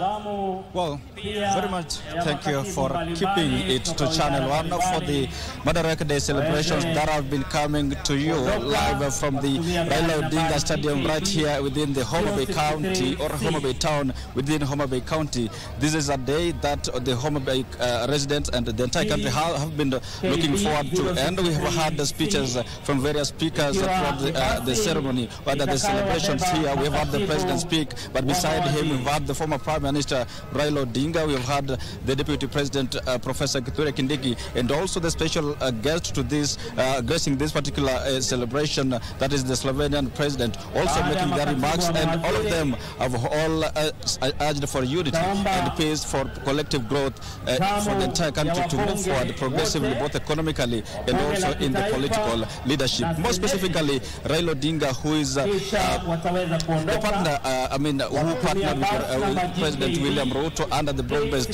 government. You all understand that the former Prime Minister Raila Odinga is a leader, quite a remarkable leader in this region, and is also had this speech. In that speech, he has called for the full devolution of resources to support the roles of the function, or rather the functions of the county government for better service to the ordinary Kenyans. And that is where we wrap it up from this point. On this note, I'm handing you back to studio for the lunchtime news that was delayed due to this celebration. Keep it Channel 1 for the lunchtime update. Wakaweza kuabiri buses. Tutukufu Kenya tunayoipenda.